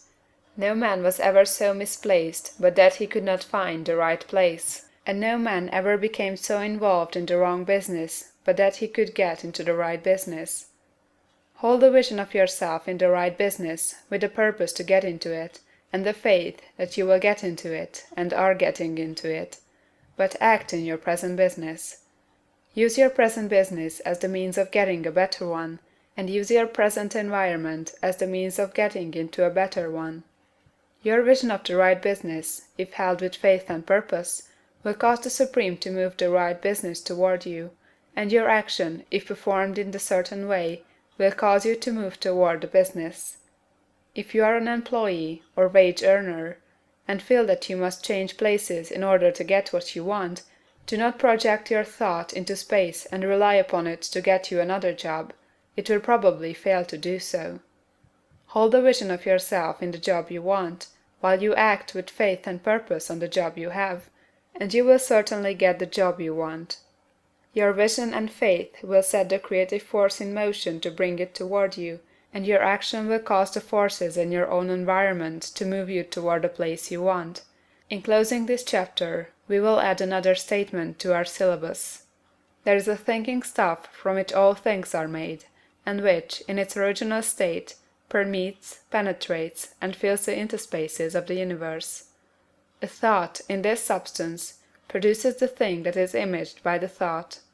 Man can form things in his thought, and, by impressing his thought upon formless substance, can cause the thing he thinks about to be created.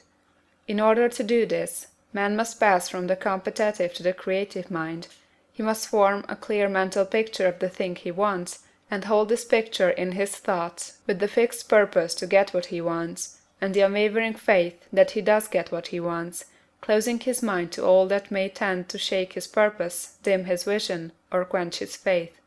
That he may receive what he wants when it comes, man must act now upon the people and things in his present environment. End of chapter 11.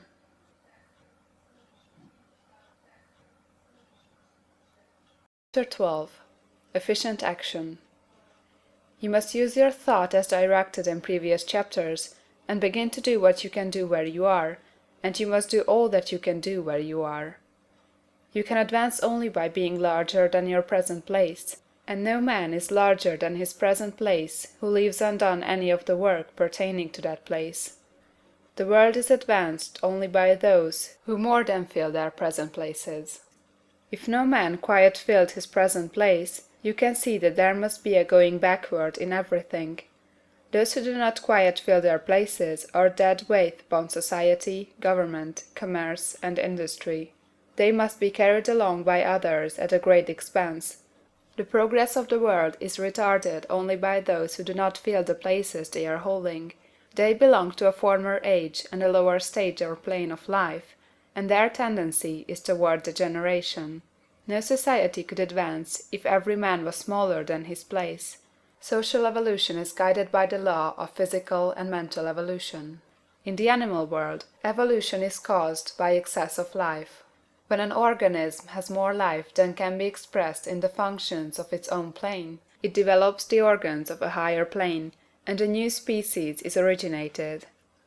There never would have been new species had there not been organisms which more than filled their places. The law is exactly the same for you. Your getting rich depends upon your applying this principle to your own affairs. Every day is either a successful day or a day of failure, and it is the successful days which get you what you want. If every day is a failure, you can never get rich, while if every day is a success, you cannot fail to get rich. If there is something that may be done today, and you do not do it, you have failed in so far as that thing is concerned, and the consequences may be more disastrous than you can imagine. You cannot foresee the results of even the most trivial act. You do not know the workings of all the forces that have been set moving in your behalf. Much may be depending on your doing some simple act. It may be the very thing which is to open the door of opportunity to very great possibilities. You can never know all the combinations which Supreme Intelligence is making for you in the world of things and of human affairs. Your neglect or failure to do some small thing may cause a long delay in getting what you want. Do, every day, all that can be done that day. There is, however, a limitation or qualification of the above that you must take into account. You are not to overwork, nor to rush blindly into your business in the effort to do the greatest possible number of things in the shortest possible time.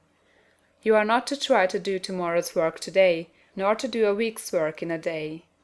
It is really not the number of things you do, but the efficiency of each separate action that counts.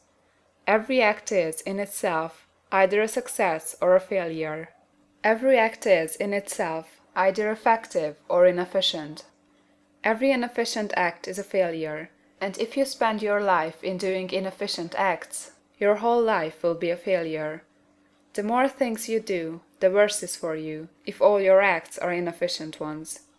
On the other hand, every efficient act is a success in itself, and if every act of your life is an efficient one, your whole life must be a success.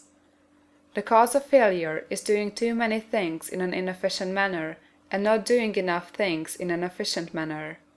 You will see that it is a self-evident proposition that if you do not do any inefficient acts, and if you do a sufficient number of efficient acts, you will become rich. If now it is possible for you to make each act an efficient one, you see again that the getting of riches is reduced to an exact science like mathematics. The matter turns, then, on the questions whether you can make each separate act a success in itself, and this you can certainly do.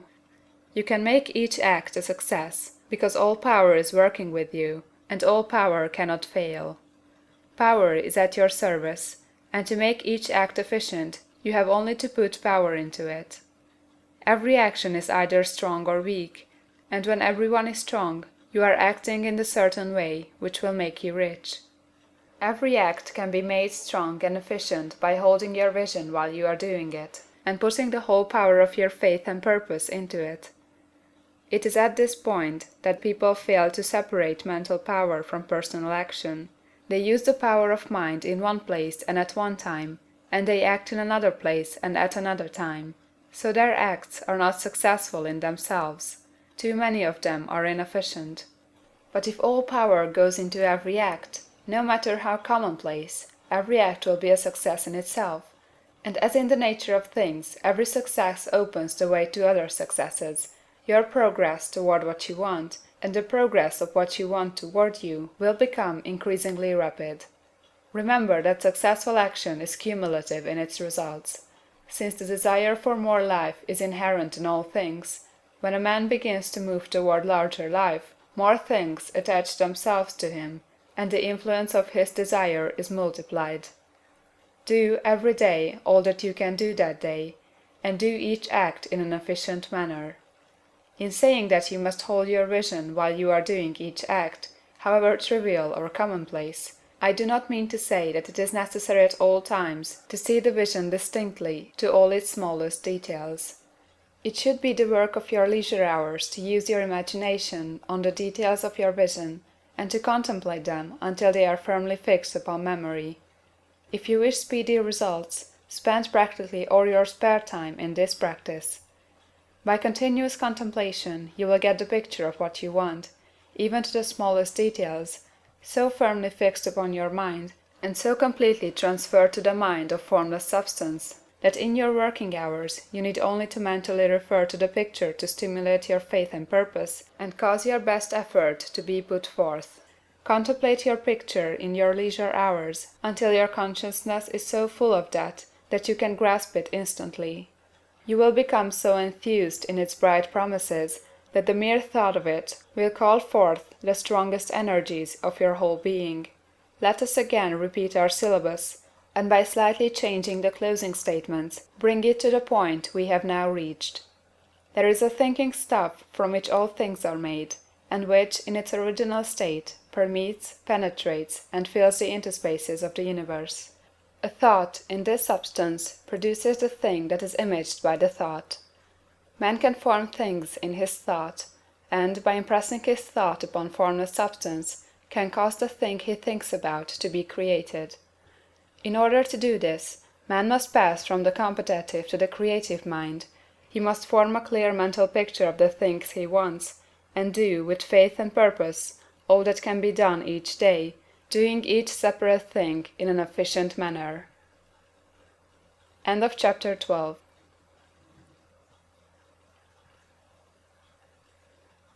Chapter 13. Getting into the right business. Success in any particular business depends for one thing upon your possessing in a well-developed state the faculties required in that business. Without good musical faculty, no one can succeed as a teacher of music. Without well-developed mechanical faculties, no one can achieve great success in any of the mechanical trades. Without tact and the commercial faculties, no one can succeed in mercantile pursuits. But to possess in a well-developed state the faculties required in your particular vocation does not insure getting rich. There are musicians who have remarkable talent, and who yet remain poor. There are blacksmiths, carpenters, and so on who have excellent mechanical ability, but who do not get rich, and there are merchants with good faculties for dealing with men who nevertheless fail. The different faculties are tools. It is essential to have good tools, but it is also essential that the tools should be used in the right way. One man can take a sharp saw, a square, a good plane, and so on, and build a handsome article of furniture. Another man can take the same tools and set to work to duplicate the article, but his production will be a botch.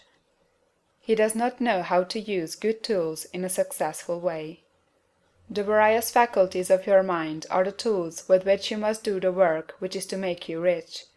It will be easier for you to succeed if you get into a business for which you are well equipped with mental tools. Generally speaking, you will do best in that business which will use your strongest faculties, the one for which you are naturally best fitted. But there are limitations to this statement also. No man should regard his vocation as being irrevocably fixed by the tendencies with which he was born. You can get rich in any business, for if you have not the right talent, you can develop that talent.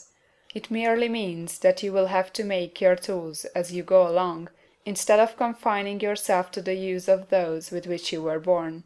It will be easier for you to succeed in a vocation for which you already have the talents in a well-developed state, but you can succeed in any vocation, for you can develop any rudimentary talent, and there is no talent of which you have not at least the rudiment. You will get rich most easily in point of effort if you do that for which you are best fitted, but you will get rich most satisfactory if you do that which you want to do. Doing what you want to do is life, and there is no real satisfaction in living if we are compelled to be forever doing something which we do not like to do, and can never do what we want to do.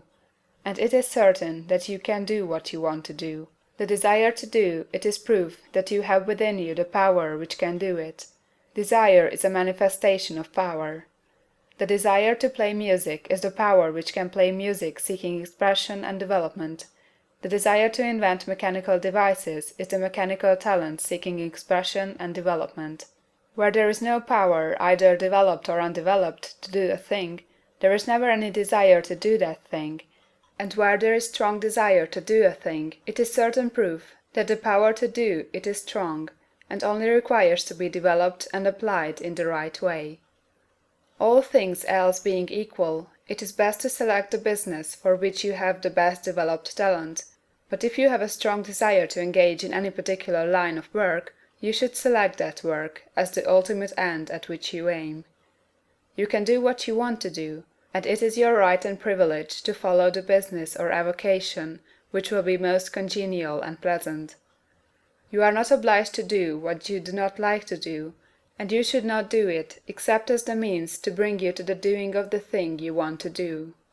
If there are past mistakes whose consequences have placed you in an undesirable business or environment, you may be obliged for some time to do what you do not like to do, but you can make the doing of it pleasant by knowing that it is making it possible for you to come to the doing of what you want to do. If you feel that you are not in the right vocation, do not act too hastily in trying to get into another one. The best way generally to change business or environment is by growth. Do not be afraid to make a sudden and radical change if the opportunity is presented, and you feel after careful consideration that it is the right opportunity. But never take sudden or radical action when you are in doubt as to the wisdom of doing so. There is never any hurry on the creative plane, and there is no lack of opportunity. When you get out of the competitive mind, you will understand that you never need to act hastily. No one else is going to beat you to the thing you want to do. There is enough for all. If one space is taken, another and a better one will be opened for you a little farther on. There is plenty of time. When you are in doubt, wait. Fall back on the contemplation of your vision, and increase your faith and purpose, and by all means, in times of doubt and indecision, cultivate gratitude. A day or two spent in contemplating the vision of what you want, and in earnest thanksgiving that you are getting it, will bring your mind into such close relationship with the Supreme that you will make no mistake when you do act. There is a mind which knows all there is to know, and you can come into close unity with this mind by faith and the purpose to advance in life, if you have deep gratitude. Mistakes come from acting hastily, or from acting in fear or doubt, or in forgetfulness of the right motive, which is more life to all, and less to none. As you go on in the certain way, opportunities will come to you in increasing number, and you will need to be very steady in your faith and purpose, and to keep in close touch with the All-Mind by reverent gratitude. Do all that you can do in a perfect manner every day, but do it without haste, worry, or fear. Go as fast as you can, but never hurry. Remember that in the moment you begin to hurry, you cease to be a creator and become a competitor. You drop back upon the old plane again. Whenever you find yourself hurrying, call a halt. Fix your attention on the mental image of the thing you want, and begin to give thanks that you are getting it. The exercise of gratitude will never fail to strengthen your faith and renew your purpose. End of chapter 13.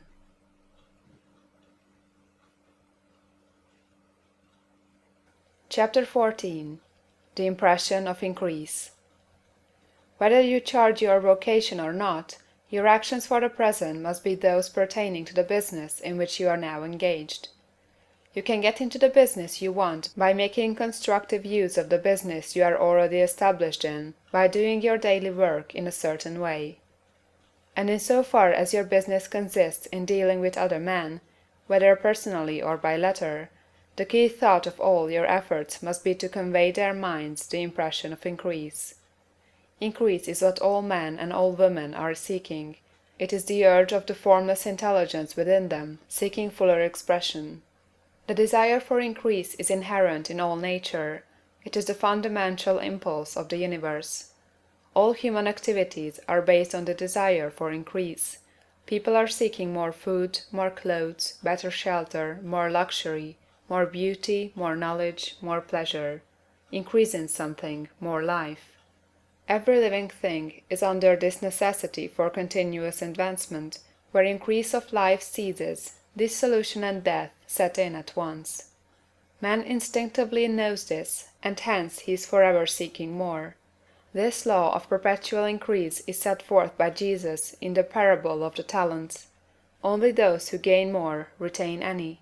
From him who hath not shall be taken away even that which he hath. The normal desire for increased wealth is not an evil or a reprehensible thing. It is simply the desire for more abundant life. It is aspiration. And because it is the deepest instinct of their natures, all men and women are attracted to him who can give them more of the means of life. In following the certain way as described in the foregoing pages, you are getting continuous increase for yourself, and you are giving it to all with whom you deal. You are a creative center, from which increase is given off to all. Be sure of this, and convey assurance of the fact to every man, woman, and child with whom you come in contact. No matter how small the transaction, even if it be only the selling of a stick of candy to a little child, put into it the thought of increase, and make sure that the customer is impressed with the thought.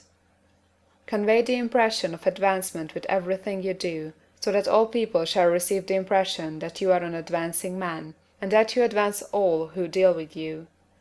Even to the people whom you met in a social way, without any thought of business, and to whom you do not try to sell anything, give the thought of increase. You can convey this impression by holding the unshakable faith that you, yourself, are in the way of increase, and by letting this faith aspire, fill, and permeate every action.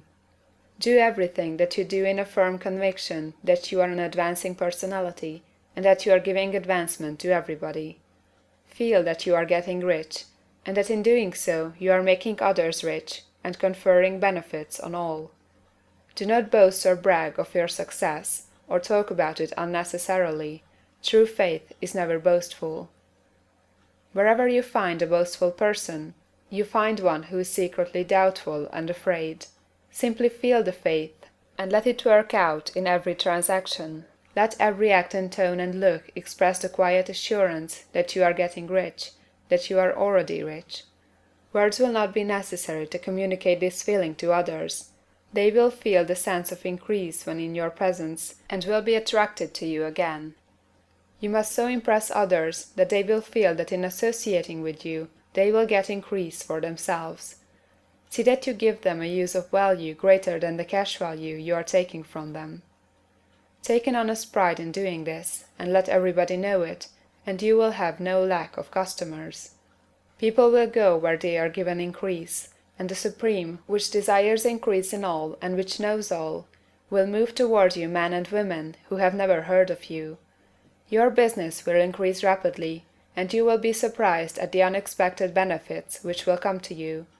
You will be able from day to day to make larger combinations, secure greater advantages, and to go on into a more congenial vocation if you desire to do so. But in doing all this, you must never lose sight of your vision of what you want, or your faith and purpose to get what you want.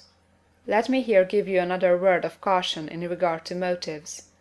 Beware of the insidious temptation to seek for power over other men. Nothing is so pleasant to the unformed or partially developed mind as the exercise of power or domination over others. The desire to rule for selfish gratification has been the curse of the world. For countless ages, kings and lords have drenched the earth with blood in their battles to extend their dominions. This not to seek more life for all, but to get more power for themselves. Today, the main motive in the business and industrial world is the same. Men marshal their armies of dollars, and lay waste the lives and hearts of millions in the same mad scramble for power over others. Commercial kings, like political kings, are inspired by the lust for power.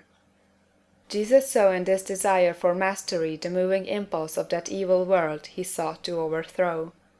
Read the 23rd chapter of Matthew, and see how he pictures the lust of the Pharisees to be called master, to sit in the high places, to domineer over others, and to lay burdens on the backs of the less fortunate.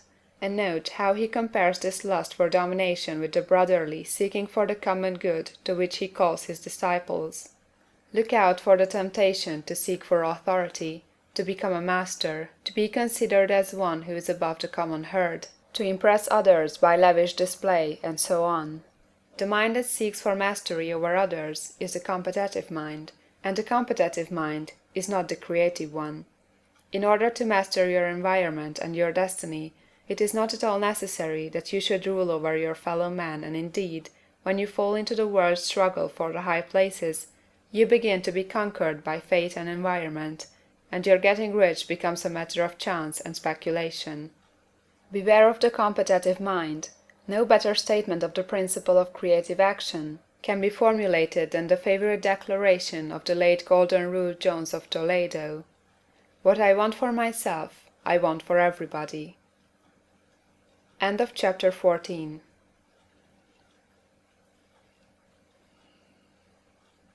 Chapter 15. The Advancing Man. What I have said in the last chapter applies as well to the professional man and the wage earner as to the man who is engaged in mercantile business. No matter whether you are a physician, a teacher, or a clergyman, if you can give increase of life to others and make them sensible of the fact, they will be attracted to you, and you will get rich. The physician who holds the vision of himself as a great and successful healer, and who works toward the complete realization of that vision with faith and purpose, as described in the former chapters, will come into such close touch with the source of life that he will be phenomenally successful. Patients will come to him in throngs. No one has a greater opportunity to carry into effect the teaching of this book than the practitioner of medicine. It does not matter to which of the various schools he may belong, for the principle of healing is common to all of them, and may be reached by all alike. The advancing man in medicine, who holds to a clear mental image of himself as successful, and who obeys the laws of faith, purpose, and gratitude, will cure every curable case he undertakes, no matter what remedies he may use. In the field of religion, the world cries out for the clergyman who can teach his hearers the true science of abundant life. He who masters the details of the science of getting rich, together with allied sciences of being well, of being great, and of winning love, and who teaches these details from the pulpit, will never lack for a congregation. This is the gospel that the world needs. It will give increase of life, and men will hear it gladly, and will give liberal support to the man who brings it to them. What is now needed is the demonstration of science of life from the pulpit. We want preachers who can not only tell us how, but who in their own persons will show us how. We need the preacher who will himself be rich, healthy, great, and beloved, to teach us how to attain these things, and when he comes he will find a numerous and loyal following. The same is true for the teacher who can inspire the children with the faith and purpose of the advancing life. He will never be out of a job, and any teacher who has this faith and purpose can give it to his pupils. He cannot help giving it to them if it is a part of his own life and practice. What is true of the teacher, preacher, and physician is true of the lawyer, dentist, real estate man, insurance agent, of everybody. The combined mental and personal action I have described is infallible. It cannot fail.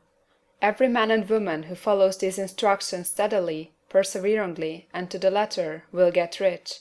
The law of the increase of life is as mathematically certain in its operation as the law of gravitation. Getting rich is an exact science. The wage earner will find this as true of his case as of any of the others mentioned. Do not feel that you have no chance to get rich because you are working where there is no visible opportunity for advancement, where wages are small and the cost of living high. Form your clear mental vision of what you want, and begin to act with faith and purpose. Do all the work you can do every day, and do each piece of work in a perfectly successful manner. Put the power of success and the purpose to get rich into everything that you do. But do not do this merely with the idea of currying favor with your employer, in the hope that he, or those above you, will see your good work and advance you. It is not likely that they will do so.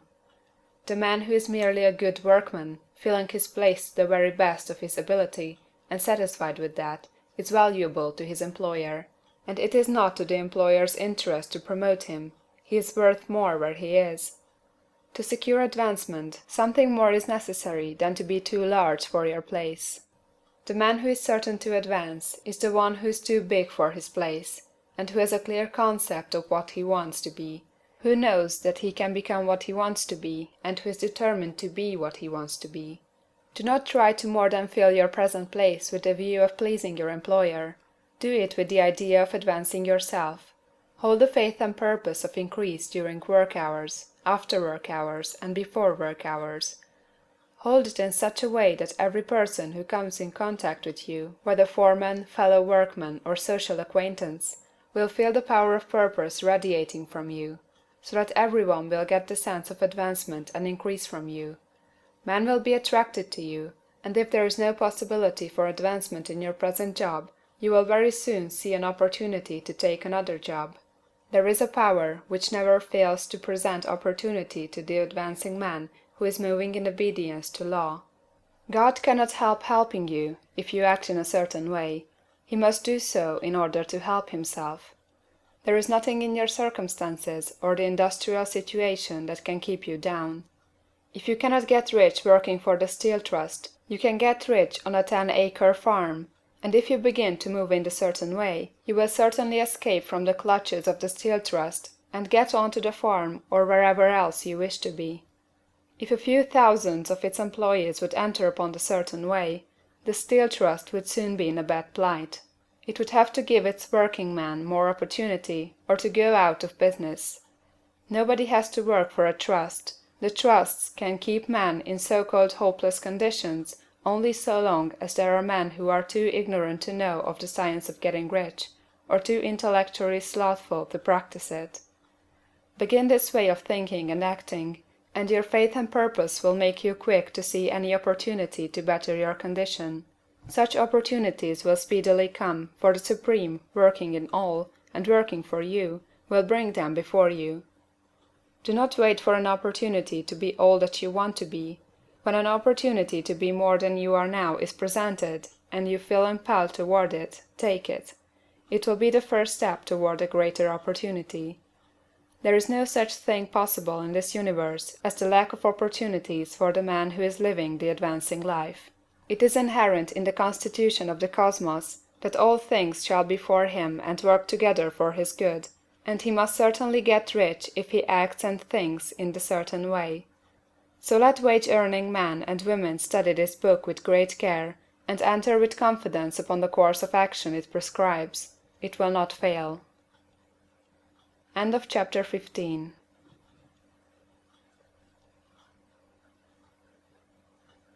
Chapter 16. Some cautions and concluding observations. Many people will scoff at the idea that there is an exact science of getting rich. Holding the impression that the supply of wealth is limited, they will insist that social and governmental constitutions must be changed before even any considerable number of people can acquire a competence. But this is not true.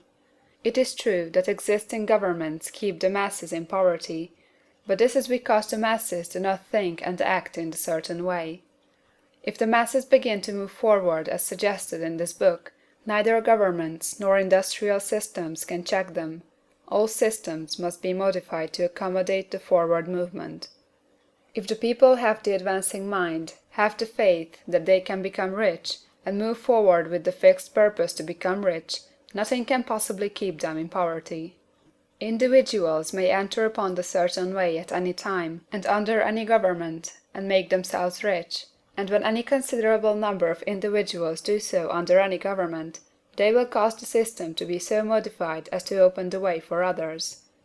The more men who get rich on the competitive plane, the worse for others, and more who get rich in the creative plane, the better for others.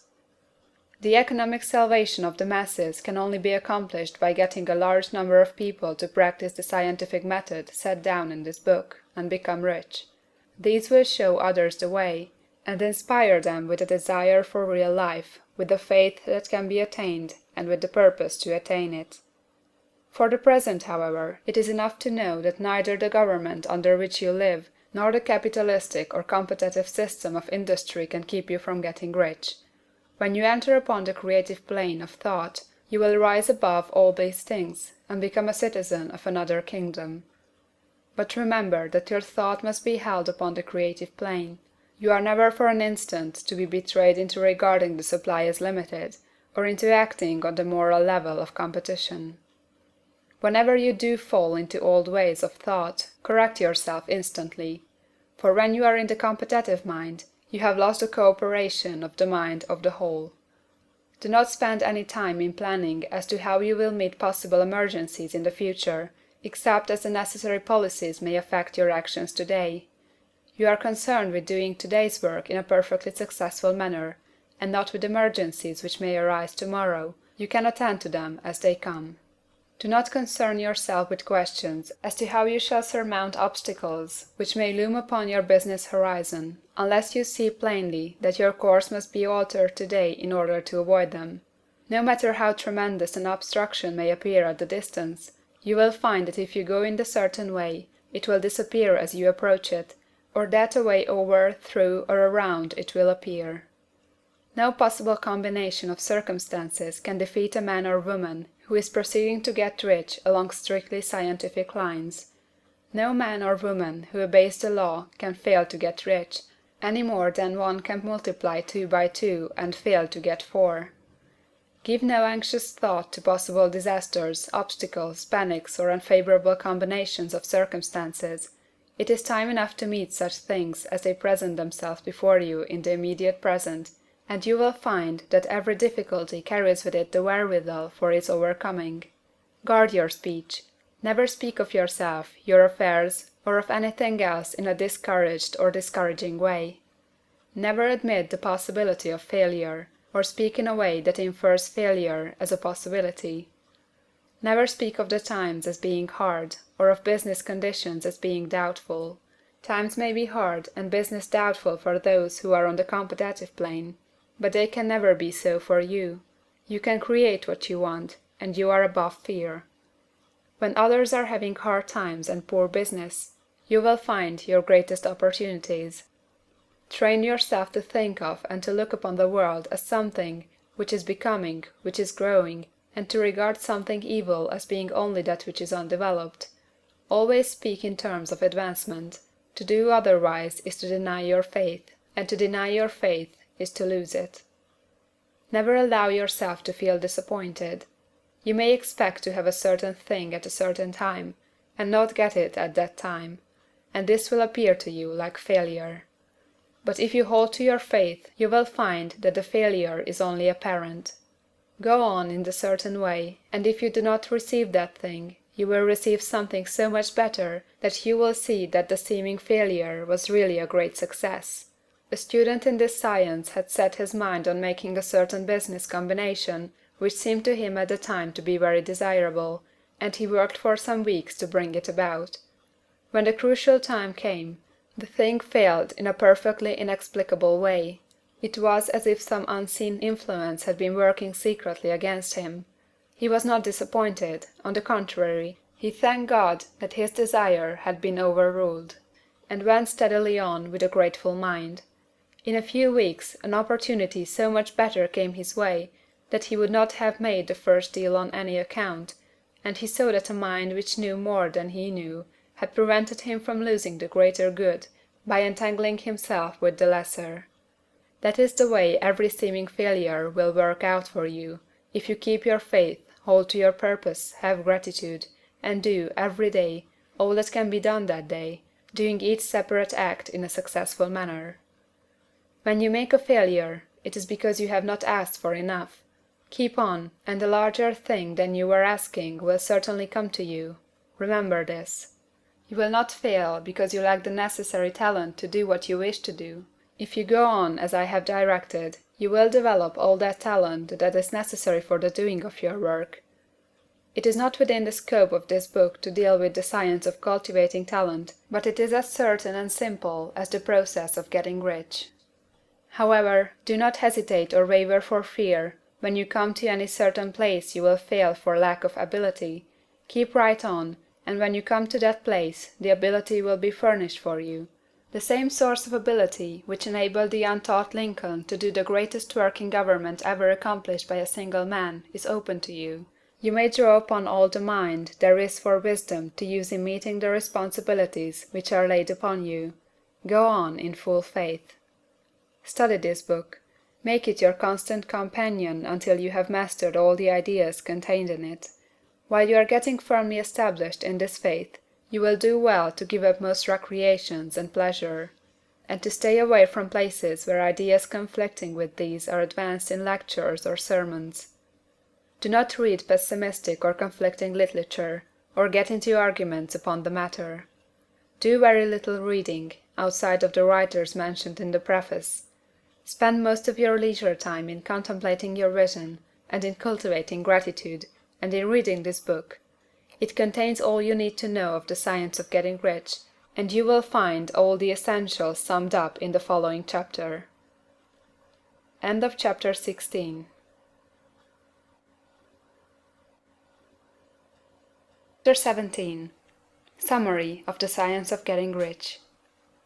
There is a thinking stuff from which all things are made, and which, in its original state, permeates, penetrates, and fills the interspaces of the universe. A thought in this substance produces the thing that is imaged by the thought. Man can form things in his thought, and by impressing his thought upon formless substance can cause the thing he thinks about to be created. In order to do this, man must pass from the competitive to the creative mind, otherwise he cannot be in harmony with the formless intelligence, which is always creative and never competitive in spirit. Man may come into full harmony with the formless substance by entertaining a lively and sincere gratitude for the blessings it bestows upon him. Gratitude unifies the mind of man with the intelligence of substance, so that man's thoughts are received by the formless. Man can remain upon the creative plane only by uniting himself with the formless intelligence through a deep and continuous feeling of gratitude. Man must form a clear and definite mental image of the things he wishes to have, to do, or to become, and he must hold this mental image in his thoughts while being deeply grateful to the Supreme that all he desires are granted to him. The man who wishes to get rich must spend his leisure hours in contemplating his vision, and in earnest thanksgiving that the reality is being given to him. Too much stress cannot be laid on the importance of frequent contemplation of the mental image, coupled with unwavering faith and devout gratitude. This is the process by which the impression is given to the formless, and the creative forces set in motion. The creative energy works through the established channels of natural growth and of the industrial and social order. All that is included in his mental image will surely be brought to the man who follows the instructions given above, and whose faith does not waver. What he wants will come to him through the ways of established trade and commerce.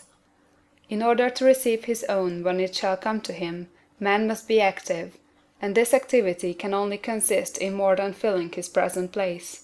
He must keep in mind the purpose to get rich through the realization of his mental image, and he must do every day all that can be done that day, taking care to do each act in a successful manner.